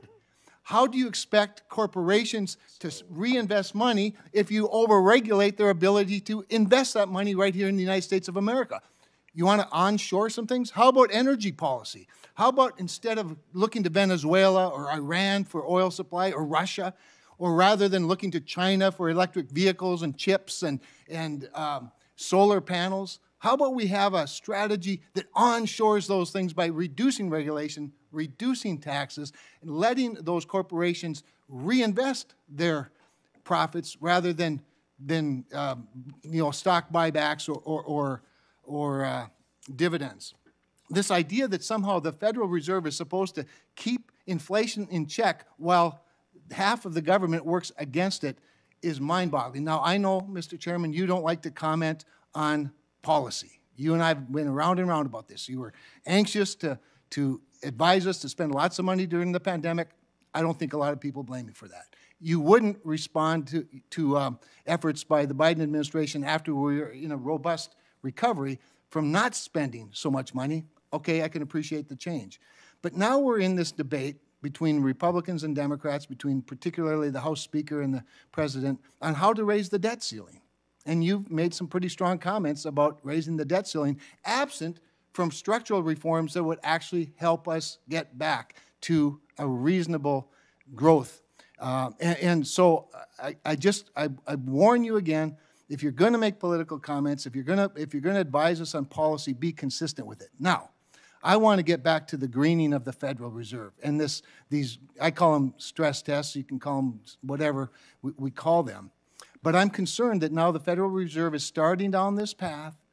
Maybe it's slightly at first, about climate stress testing.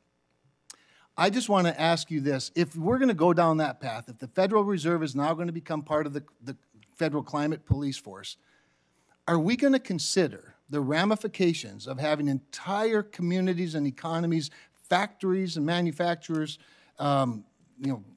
whatever, energy entities, large server farms, leaving them susceptible to a very unreliable, very expensive energy source? Is that part of the stress test? No, those are considerations for elected people, not for us. We have a narrow role to play here, but it's a real role, and I can talk about that if you'd like. Well, yeah, I would like you to, because again, if we're gonna start doing stress tests for the 6 largest financial institutions related to climate, which really is more weather than climate, then are we going to consider the effects of an unreliable energy source at several locations throughout our country? So our only focus is on the safety and soundness of these institutions, and do they understand and can they manage all of the risks that they run in their business model. That's our only goal. We're not looking to be climate policymakers. Climate policy is clearly going to have effects on regions, on companies, on individuals, on countries, disparate effects, and that is not for unelected people like us who have a narrow mandate, but I think it does touch climate. And you're right to be concerned that we find ourselves on a slippery slope. But honestly, I think the climate scenarios are something that the banks are already doing and themselves, and the climate guidance is something that they're looking for. They want to know how we're thinking about this, but we will try really hard not to get on a slippery slope and find ourselves becoming climate policymakers. It's just not appropriate for an independent agency. Okay, and I completely agree, and I hope you stick to that. And I think you ought to, ask the banks to consider what the overreaction might, what kind of vulnerabilities that might expose. With that, with regard to what Senator Warren was saying on her monologue, one thing about ideologues, they have the luxury of binary choices.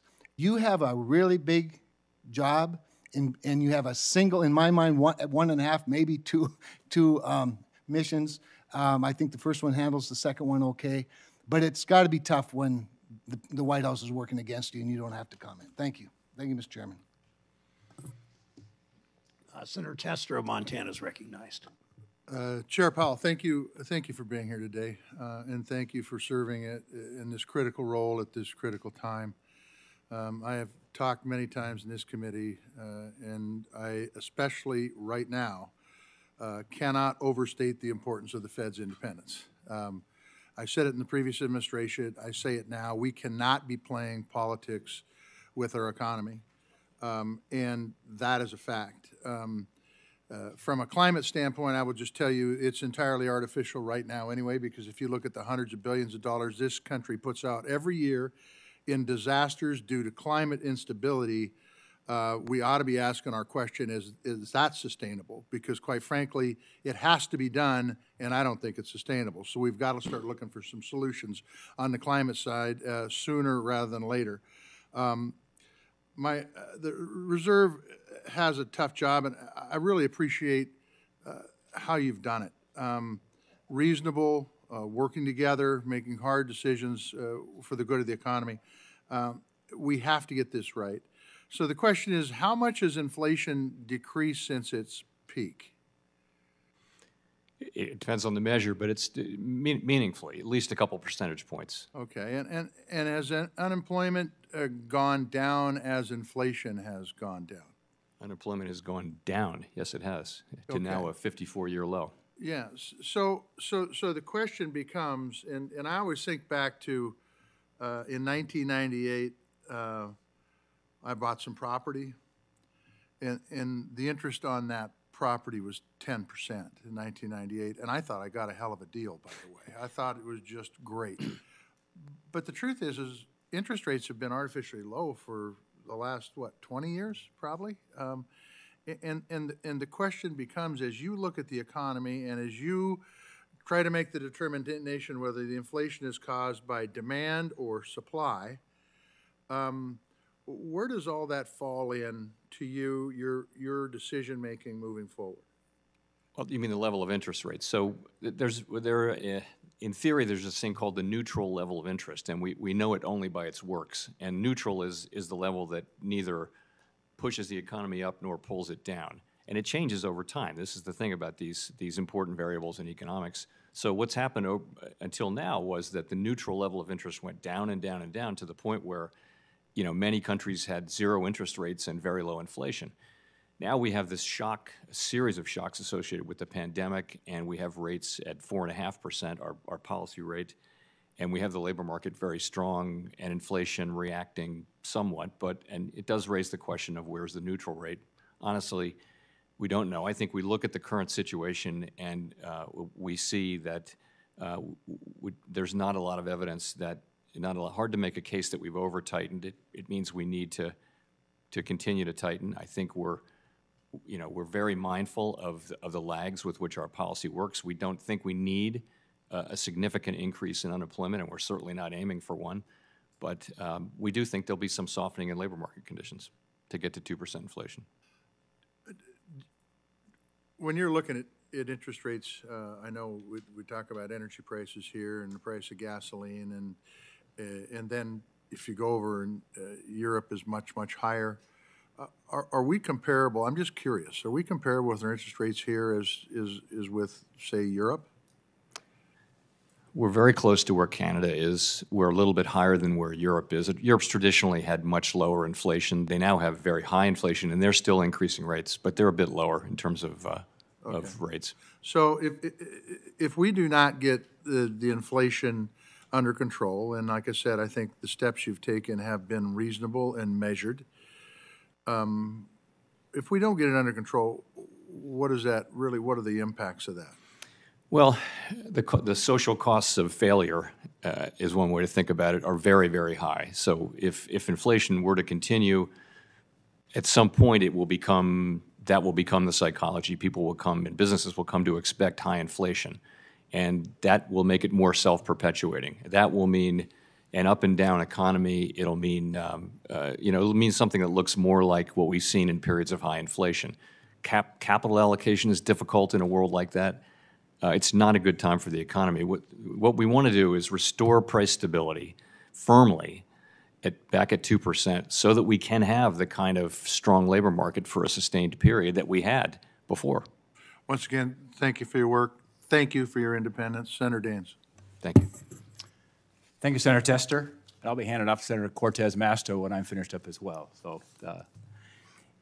Chairman, good to have you here today. When I am back in Montana, the number one issue I hear, certainly across the state, is the high cost of gas, the high cost of groceries, and overall how their paychecks are shrinking because of inflation. It's a crushing blow. It has real-life impacts. It's a top-of-mind issue for Montanans. It's also important to note the devastating impact it's going to have on our nation's economic future. In fact, in October of last year, I sent a letter to Congressional Budget Office Director Swagel regarding the impact that high inflation and the elevated interest rates would have on the cost of servicing the federal debt. His response painted a less than rosy picture, but then we got the CBO's updated 10-year baseline forecast in February, and it confirmed the truly dire situation that we find ourselves in.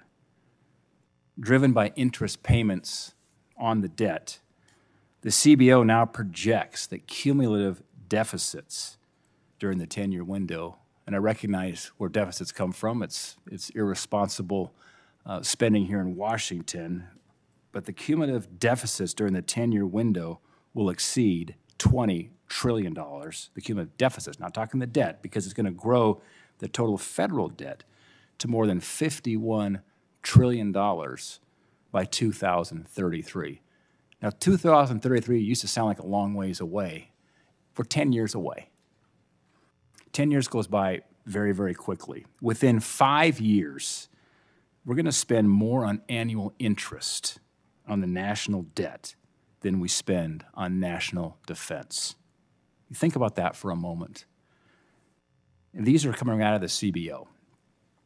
These absolutely shocking, but quite frankly, predictable projections go back to a debate we vigorously had here in the banking committee. I remember when Lawrence Summers, of course, the former Secretary of Treasury under President Clinton, economic advisor to President Obama, he warned us. He said, he was practically warning my colleagues across the aisle, says you can't move forward with these purely partisan, at that time a $1.9 trillion spending extravaganza. We had $1 trillion of unspent COVID money in December of 2020. And that passed on a purely partisan vote. We said it's going to start to ignite the inflation fires. So I certainly hope the President's budget, which we expect to see later this week, will propose pro-growth policies that can get us out of this mess. And I would argue almost an existential crisis as we look at what's going to come at us here over the course of the next 10 years with debt and service on that debt. Unfortunately, as the President said in the State of the Union address, the President said he's going to raise taxes. That's a recipe for disaster. It's going to crush productivity, discourage investment, stifle economic growth even further. I want to turn to my questions now, Chairman Powell. You're raising interest rates to combat the inflation we've seen in the economy over the past few years. Is that correct? Yes. And although this is the domain of Treasury, a higher Fed's fund rate will mean higher borrowing costs. Is that correct? Yes, all else equal. So I just want to connect the dots here around inflation was sparked. One of the big reasons was massive spending here in Washington. And now we're going to be bearing the challenges with higher debt service over the course of the next several years, where we're going to see debt service exceeding defense spending, which is we see the threats of China, threats around the world. I think it's very, very concerning. Now, as a grandfather of 4, soon to be 5 grandchildren, this is things you think about more and more as you look forward. I want to change here and talk about American energy. When the war in Ukraine broke out, many feared that Russia would cut off natural gas exports and cause energy inflation to spike. Prices didn't spike as much as anticipated, due in large part to the fact that American companies stepped up to the plate. As of late last year, the European Union now receives more liquefied natural gas from the United States producers than it does from Russian producers. And that's a good thing for the world to see more U.S.-produced energy. Chairman Powell, do you believe that European and American inflation would have been manageable if not for American energy producers? I certainly think that particularly our natural gas assets have helped Europe make the transition. Any sense of how much worse the global energy picture would be if you would imagine a world where we're not producing and shipping energy to other countries? It'd be hard to estimate. Probably worse. Yeah, I mean, I think it's been clearly Europe has managed better than expected, and a part of that story is just U.S. energy exports. Also, the winter wasn't as bad, and the Germans made some good decisions. Yeah, we made some prayers that says we need to pray for a warm winter for Europe, and I think they got one, which was something that's been helpful. I'm out of time here. I'm going to send this back over to Senator Cortez Masto. Thank you. Chairman Powell, it's great to see you. Thank you so much. I know it's been a long morning. Always appreciate you coming to talk with us here on the committee. I want to first align myself with the remarks from Chairman Menendez supporting a Latino nominee to the open seat on the Federal Reserve. It's been more than 100 years, and a Latino has never served on the Federal Reserve Board. And I know there are many strong Latino economists and economic experts who would capably serve. So I want to put that out there. Chairman Powell, I also sit on Senate Finance. Right across the way, we are talking about affordable housing. I think for purposes of so many of us across the country, including in Nevada, when we talk about affordable housing, it's also about workforce housing. It's about making sure families that are working so hard have an opportunity to keep a roof over their head. Right now in Nevada, if you're making minimum wage, you have to work 75 hours a week just to be able to afford housing. And so I want to talk to you about this. I was distressed to see in the report that that activity in the housing sector has contracted as a result of the elevated mortgage rates, and you've been talking about that. I often hear from Nevadans who say, I don't know if I'm ever going to own a home, and many feel resigned being stuck in a cycle of renting. So, Chairman, how do the Federal Reserve economists and leaders think about the balance between keeping interest rates low to spur that affordable home building and home buying while addressing inflation? We have a dual mandate from Congress, as you well know, which is maximum employment and price stability, and that's really what we take into account. We don't, and of course, interest-sensitive spending is the thing that gets the most support when we cut rates, and the thing that is most affected when we raise rates, and that means housing to a significant extent. That's not a choice that we make. That's just the way it works, and we only have really one tool, which is monetary policy. So, you know, we don't really try to use our tools to affect broader housing policy, but really just to achieve our statutory goals. It happens to just unfortunately be in effect as you try to achieve your statutory goal. Is that? Yes. Yeah. Yes. And so I want to have you have the opportunity to address Senator Warren's conversation with you earlier about the tools that you have and the impact that it has on causing potentially more people to be unemployed, and this obviously has an impact on their ability to afford homes as well. Couldn't you address that? I'd be glad to. I want to be clear that we do not seek, and we don't believe we need to have a very significant downturn in the labor market. And it's not just hope. I think if you look at the situation in the labor market, you've got all these job openings, and in principle, you could reduce the job openings without seeing a really significant increase in unemployment. Also, you're starting from such a strong labor market. It seems as though you're a long way away from anything that looks like a recession, just looking at the labor market by itself. So, honestly, we don't know that we need that there will need to be a really significant downturn. Other business cycles had quite different backstories than this one, and we're going to have to find out whether that matters or not. But I do think that I've said all along, and my colleagues and I have too, that we believe that we can. There's a path to restoring 2% inflation with less significant effects on the labor market than have typically been seen in downturns. And for purposes of the general public, the people, Nevadans that I know that are struggling, we have one of the highest, we've talked about this, and thank you for always being willing to talk with me. We have one of the highest unemployment rates in the country. Our service sector was hit so hard. We're still at over 5% just in southern Nevada. We have high gas prices. We have grocery prices. We have housing prices that are high.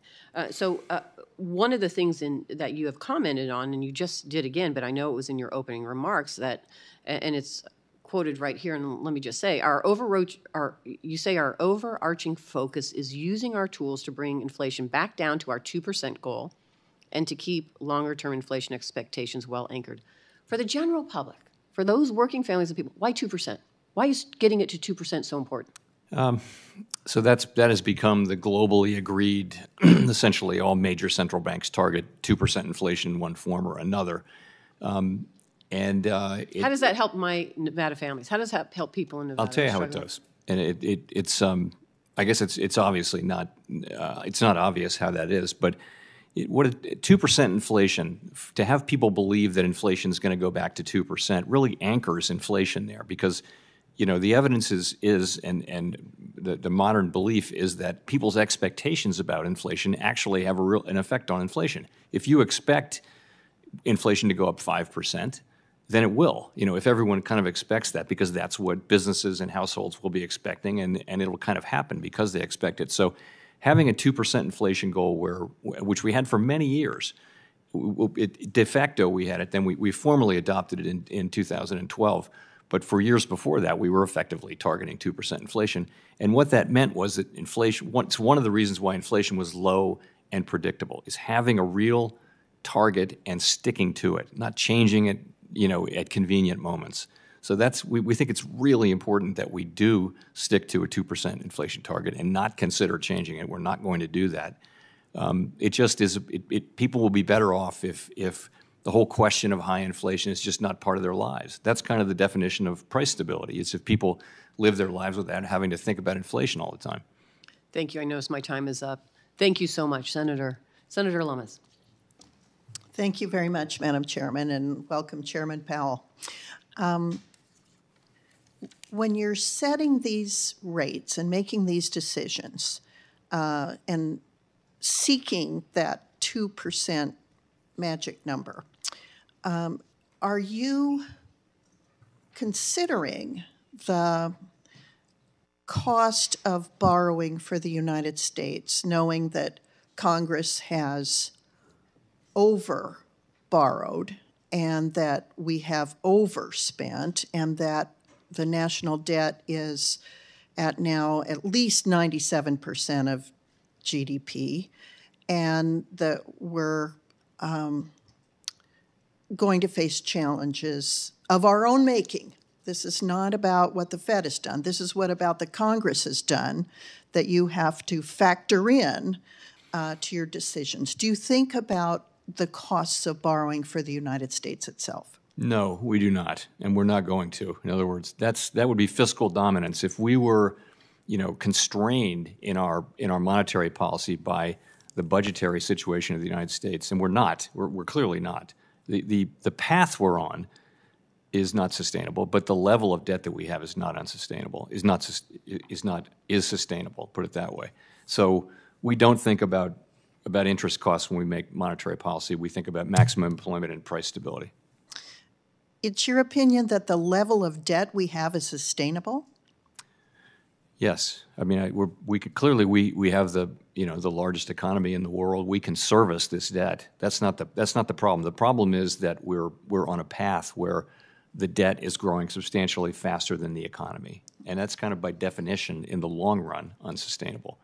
And the way countries have gotten fixed that is with longer term programs that have bipartisan support and that address the actual problem in the budget. That's really the formula. Thank you. I'm going to switch to stable coins. You're a member of the President's Working Group on Financial Markets. The working group called for bank-like regulation of stable coins in late 2021. Then on January 3rd of this year, in a joint staff statement, the federal banking agencies stated that even after the bank's capital, BSA, AML, and risk management, a bank issuing a stable coin on a, quote, open, public, or decentralized network is highly likely to be inconsistent with safe and sound banking practices. I'm going to say that again. Even after a bank's capital, BSA, AML, and risk management, a bank issuing a stablecoin on an open, public, or decentralized network is highly likely to be inconsistent with safe and sound banking practices. So I'm a little confused about where we're heading on stablecoins. Does the January 3rd statement mean that the Fed has decided that stablecoins on a permissionless distributed ledger have no place in banks? So I think that there are real concerns about permissionless public blockchains, and the reason is that they've been so susceptible to fraud, to money laundering, and all of those things. So I think what you heard from the federal banking agencies in one of their reports was that they would tend to look at those as not consistent with safety and soundness. And what about properly regulated stablecoins? Do you think they could have a place in our banking system? I certainly think that in a world of appropriate regulation, where the same activity, where stablecoin activity gets the same regulation as comparable products in different places, then there certainly could be a place for stablecoins in our financial services sector. Thank you. The European Union, UK, Australia, Switzerland, Singapore, and others have all moved over the last few years to create a legislative framework for digital assets. The European Union in particular is attempting to be a standard setter again, like it was with its data protection rule. Is the United States in danger of being a rule taker, not a rule maker, when it comes to digital assets? I do think it would be important for us to have a workable legal framework around digital activities. I think that is important and something Congress, in principle, needs to do, because we can't really do that. Yeah, thank you. Senator Gillibrand and I agree with you. One area we've already seen is in the Basel Committee on Bank Supervision. They propose prudential treatment for crypto assets framework, setting forth banks' capital standards for digital assets. The Basel Committee's framework does not impose a capital charge for digital asset custody, whereas the SEC's Staff Accounting Bulletin 121 imposes a prohibitive capital charge through the back door and places consumers at risk in bankruptcy. Similarly, the Basel Committee framework allows banks to issue or hold digital assets on their balance sheet if the requisite capital is set aside. So back to January 3rd, 23, the Fed and other bank regulators have said that it is forbidden for a U.S. bank to conduct these activities no matter the capital. So my question is, what does the rest of the world know about digital asset regulation that we do not, that the Fed does not? So as we discussed, this is an SEC staff accounting bulletin, and it's not something that the Fed issued, and I'd be loath to comment directly on it. The issue is, and what concerns me, is that the Fed and other federal banking agencies are not following international norms on digital asset regulation. That's just my comment. Thank you, Chairman Powell, for being here. I now recognize Senator Smith. Well, thank you. And Chair Powell, it looks as if Senator Britt and I are the last people standing at this committee hearing. Thank you for passing on the gavel to Senator Lummis. And I want to thank you for your service and for our recent conversation. And before I get into my questions, I would just like to note there's been a good back and forth amongst our committee around some of the big economic challenges and opportunities that we face in this country. And I would just like to note that the programs and the spending that the ranking member and some of our colleagues have blamed for inflation provided critical relief that kept working families and small businesses afloat during a global pandemic. And in fact, many of these policies were passed on a bipartisan basis and signed into law by both Republican and Democratic presidents. And I also just want to add that the laws that the Democrats passed to lower prescription drug costs and healthcare costs and to lower energy costs for Americans are helping to lower basic costs for families, all of which, by the way, was fully paid for. So I return, Mr. Chair, to what you have said to me privately and to all of us publicly, which is what we ought to be looking for is striving for bipartisan solutions to find a path forward. And in fact, Senator Lummis and I were just talking about this yesterday when it came to housing policy. So just want to put that out there. When you and I spoke yesterday briefly, we talked about the Community Reinvestment Act, and I know that I appreciated the chair raising this point earlier in the hearing. But I want to just return to that briefly.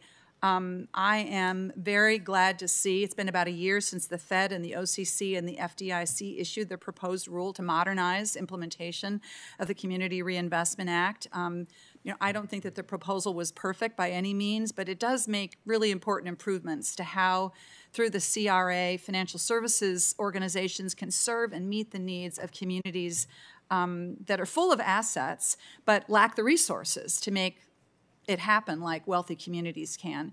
So I think, Chair Powell, you indicated that you expect this new CRA rule to be finalized in the coming months. Is that what you indicated? Yes, that's right. And can you just tell us, with the departure of Dr. Brainerd, who will be spearheading the CRA efforts?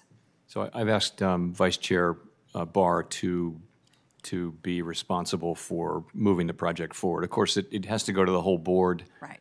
And everyone gets a vote on that. But he'll be pushing it forward. That's great. Thank you. I was glad to see that disaster preparedness and climate resiliency were added to the definition of community development activities that would be eligible for the CRA credit. And this is important, of course, because low and moderate income folks and the communities that they live in often face some of the worst impacts of climate change and extreme weather events. This isn't social engineering. This is dealing with the actual costs and challenges that people experience because of climate change. So, Chair Powell, can you talk to us a little bit about how you see that change and how it fits with the CRA's overarching objectives? So I think it fits for the reasons that you said. Honestly, I'm a week or so away from getting a briefing on where the proposal lies, so I'm reluctant to touch on. I mean, I'd rather wait till after I'm fully briefed on where that agreement came out, after the FOMC meeting. So. Thank you. That's fine. I'll look forward to continuing this conversation with you and with Mr. Barr, and just appreciate this. I think, my view of this is that climate change and the economy are inextricably linked, and the reality is that climate-related action or inaction has a direct financial impact on people and our economy. I was wondering if you would just be willing to update us briefly on some of the next steps that the Fed is going to be looking at as you evaluate the resilience of financial institutions with respect to climate risk. There's this pilot project that just was started in January, I think it was, of this year, and I'm curious to know how you see next steps there. So we're doing really two things. One is we are doing a climate stress scenario, which the banks are already doing, the large banks, the 6 that we're working with, and that's really just to begin the process of understanding the risks that are associated with this over the longer term. They're already doing it, and it's something that there's a lot of learning going on around the world, actually. The other thing we're doing is providing guidance. The banks want clear guidance. They actually want one set of rules globally. The big banks that do business around the world, they're hoping that they aren't in a world where there's just different regulatory regimes everywhere they go. So we're kind of working on that as well. Great. Thank you very much, Mr. Chair. Thank you. Thank you, Senator Smith. Senator Tillis of North Carolina is recognized.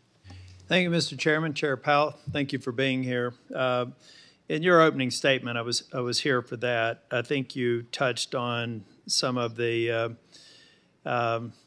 interest rate sensitive components of GDP and non-interest rate sensitive components of GDP. I think you said that we do have a concern in the latter group, inflation expectations, labor market tightening, et cetera. Can you tell me a little bit about how you're looking at the interest rate sensitive and non-interest rate sensitive readings, and whether the Fed, what sort of Fed actions can take place to avoid a zero landing? Sure. So on the housing sector, of course, is interest-sensitive spending is the thing that they're very directly affected by our policies almost right away. And the poster child for that is housing. And so you've seen mortgage rates now go back up over 6%. You've seen housing starts come down. Activity in housing has declined as people are reluctant to get out of their the low rate mortgages they had before. So housing activity is slowing down. On the other hand, housing prices went up in the aggregate more than 40% since the beginning of the pandemic. So we may be seeing some price correction on that too. So that's coming along. And housing inflation, which is a big part of the CPI, a little bit smaller part of the PCE, the inflation measures we follow, or we rely on, that will be coming down because of the slowdown in the housing market. I guess I would say the service sector is probably less interest sensitive than that, and that's restaurants, it's travel services, travel and leisure, it's healthcare, it's financial services, healthcare services, all those services, and that's a big part of our economy. This sector is 54%, I guess, 56% of consumer spending on non-energy and food. So it's very important, and it's about having a little bit softer demand and about having some softening in labor market conditions. We think our tools will work on that, but we do expect that will take time.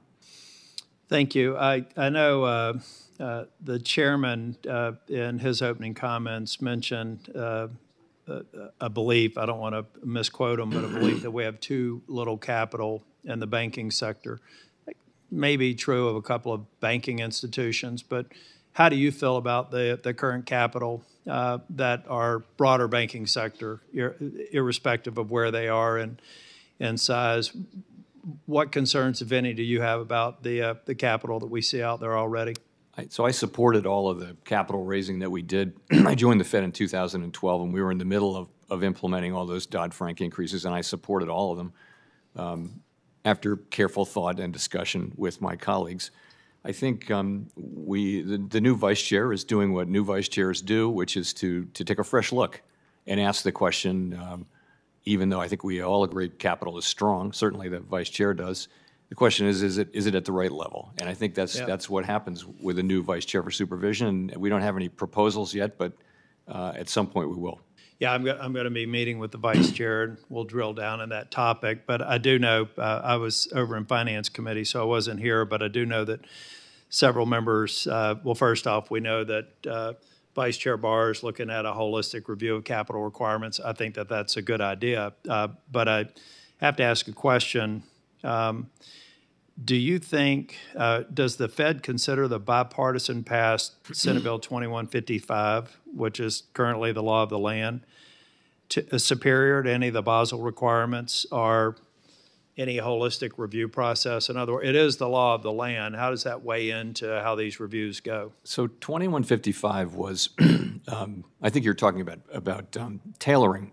So Dodd-Frank actually called for tailoring, and what 2155 did is it said changed may tailor to shall tailor, and it also changed the thresholds. Yep. But tailoring is an absolutely bedrock aspect of our bank regulatory system, and anything that we do is going to reflect what we think is appropriate tailoring between, the different sizes and risks of the financial institutions that we supervise and regulate. What we were trying to accomplish as a part of that, I don't expect you to respond, I know that we're coming to the end of the hearing, is that a holistic review of a financial services institution is going to reveal the fact that many of these financial institutions are very different based on the activities that they're most involved in. And those sort of holistic reviews may actually result in increasing capital requirements for two banks that look like peers, but not for another because of the inherent risk associated with their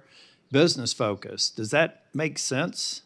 To your earlier point, though, the law, the Dodd-Frank language, and as amended, actually requires that we take those things into consideration. So we certainly will. We will. Thank you. Thanks, Senator. Senator Warnock is recognized from Georgia. Thank you so very much, Mr. Chairman. Before I begin my questions, I know that this committee will soon consider a new nominee to serve on the Federal Reserve Board of Governors. And while it has not historically been the case, it seems to me that the board should reflect the diversity of our nation, that those things are connected. Policy and representation are connected. And I hope that we will see sitting before this committee a nominee that pushes us closer towards our ideals of e pluribus unum out of many. And I support Senator Menendez and others who have called for a diverse nominee, specifically the fact that we've never had a Latino person serve on the Federal Reserve Board. I think it's a huge oversight, and I hope we can move quickly in that direction. That said, my state of Georgia is in a housing crisis. Like much of the country, the Federal Reserve Bank of Atlanta has designated owning a home in Atlanta as unaffordable to the average home buyer. But this is not just a city problem. Harris County, Georgia, with a population of less than 35,000 sitting on the border of Alabama, is also rated as unaffordable. In the midst of this housing crisis, the Federal Reserve continues to raise interest rates. This makes mortgages a lot more expensive for families, especially young families looking to buy a house. According to the National Association of Realtors, the share of first-time home buyers is at an all-time low, while the average age of a purchaser is at an all-time high. Chair Powell, you have said that there has been, quote, an imbalance in the housing market. But if you're a Georgia family, parents in the mid-30s, young children, and all you want is to be able to afford your first home, in place and build equity to one day pass that equity on to your kids. How are the Fed's actions helping that family afford a home? Our mandate is to provide maximum employment, use our tools to foster maximum employment and price stability. And we're using those tools really now to restore price stability at a time of the highest inflation in 40 years. I think that the same people who are having high mortgage costs, if they have a floating rate mortgage, are also experiencing high costs for all the basic necessities of life. And one of our most fundamental roles at the central bank is to keep price stability. So we have to prioritize that in what we do. Yeah, I understand the tools and the mandate, but my concern is that we could have a cure that's worse than the disease. It doesn't do families any good if we stabilize housing prices while mortgage rates continue to skyrocket. It doesn't matter to me why a house is unaffordable. Maybe the house is unaffordable. Maybe the mortgage is unaffordable. Unaffordable is unaffordable. How does the Federal Reserve consider the total price of home ownership, including costs of mortgages, in executing that mandate to keep prices stable? Housing inflation is a very important component of various inflation indexes, and the way that's calculated is the economists look at rents, and then for people who own a home, they impute a rent depending on the value of the home. So it actually does factor in, and I would say the measures of new leases that are being signed and new housing prices show significant declines in inflation, not in price, but in inflation. And that will play through so that overall inflation over the course of the next 6 months or a year will decline. If we're seeing mortgage rates go up, yes or no, does this discourage folks who may have a low interest mortgage rate from putting their home on the market and then possibly paying double the cost on a mortgage for their new house? It certainly could. People who are in a low mortgage, a fixed rate, low rate mortgage, I would assume many of them are not moving. Yeah, does raising the federal interest rate change the cost of borrowing for a company hoping to develop new housing? Yes. Does it make it more expensive for suppliers to finance expanding production and meet supply needs? It does. Does it give businesses less wiggle room to offer higher wages and attract qualified workers? Indeed. So all of these actions have to be taken into account. Federal Reserve does not control housing supply, but its actions do have a massive effect on housing supply. And some of these supply effects, it seems to me, will be felt for many years, well beyond when interest rate hikes have slowed or rates have even gone down. And I know you've got a difficult job and a tough situation, but I just hope that the Fed will think more about its actions and how they affect housing supply, even as it attempts to control housing demand. Thank you. Thanks, Senator Warnock. The last question, I believe, questioner is Senator Sinema is remote from Arizona. Thank you, Mr. Chairman. And Chairman Powell, thank you for being here today. In raising interest rates last month by 25 basis points, the FOMC cited Russia's war against Ukraine as a key contributor to elevated global uncertainty. The war has serious implications for global energy and agricultural markets. And as you know, energy inflation in particular can appear in the form of higher prices of other goods and services. This feels like a substantial driver of inflation overall, and in my mind, you can't understand the global economy fully without assessing the range of possible outcomes in Ukraine. As we've also seen, the war created new supply chain problems overnight and has caused abrupt price swings in select committees. How is the FOMC assessing the economic impact of the war and the range of potential outcomes in order to inform how it sets monetary policy? So the principal, I guess there are two things to say. One is that the principal way that the war has affected our economy is really through commodity prices, grain and particularly energy prices. That's the main thing. I think really, and those have both flattened out. Energy prices globally have settled down and they're at a higher level, and and food prices as well to some extent. So the second thing I would say is that it represents a significant risk So the war in Ukraine, the outcome is uncertain, developments there are uncertain, and you have to think of it as a source of potential risk to the global economy and to our economy.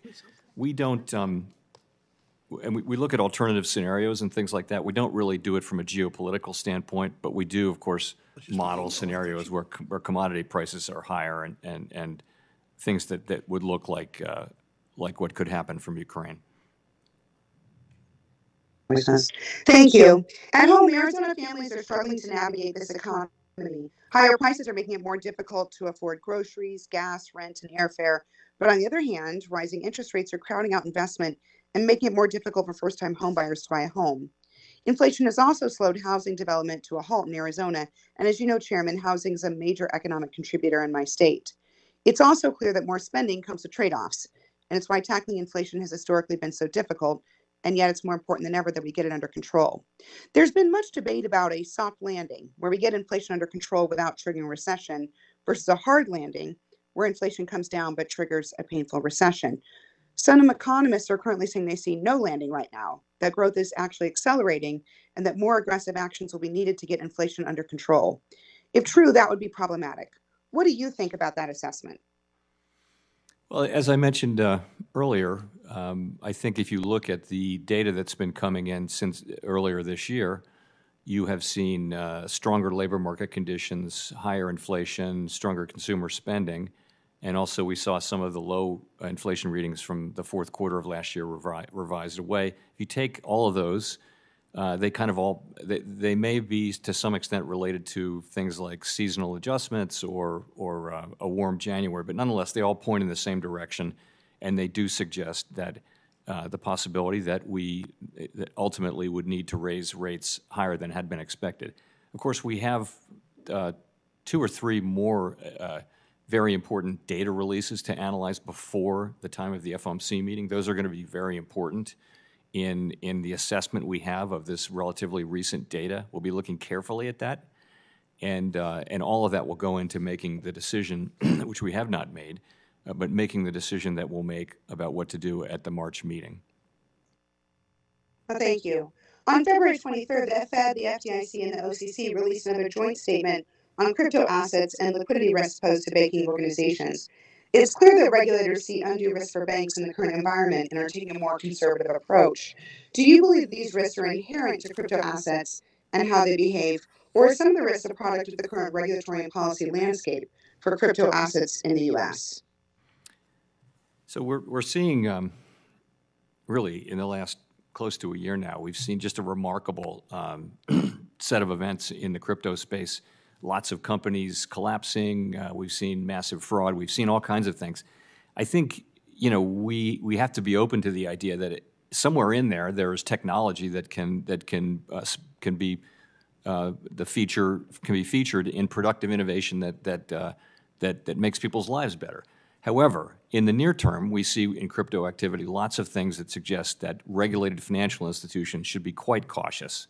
And that's in doing things in the crypto space, and that's what we've issued 3 or 4 releases to the banks, along with the OCC and the FDIC. The Fed has, and they essentially say you really need to be careful here. You need to be careful. It's early days with crypto. There isn't the appropriate regulation. We're learning lots about the risks, and they are many of the same risks that run in other parts of the financial system, but without appropriate regulation. Thank you, Senator Powell. Thank you. Thank you, Senator Sinema. We conclude the hearing. The Fed must make sure that workers and families are at the center of every decision it makes to strengthen our economy. We've heard a lot today about the role that Wall Street plays in our economy, too. As you've said, Mr. Chair, we know that higher capital requirements make banks safer and stronger. It allows them to make investments in their workers and their communities and our economy. That's what they should be doing instead of spending billions on buybacks. I look forward, Chair Powell, to working with you to strengthen our economy. For senators who wish to submit questions for the hearing record, these questions are due 1 week from today, Tuesday, March 14th. To Chair Powell, please submit your responses to questions for the record 45 days from the day you receive them. I thank my colleagues for the very, very good attendance today. Only one member on each side was not here, one for health reasons, the other just because he's doing 12 different things. So I appreciate all that, and thanks for your testimony, your public service, Mr. Chairman. Thank you, Mr. Chairman. Mr. Chairman.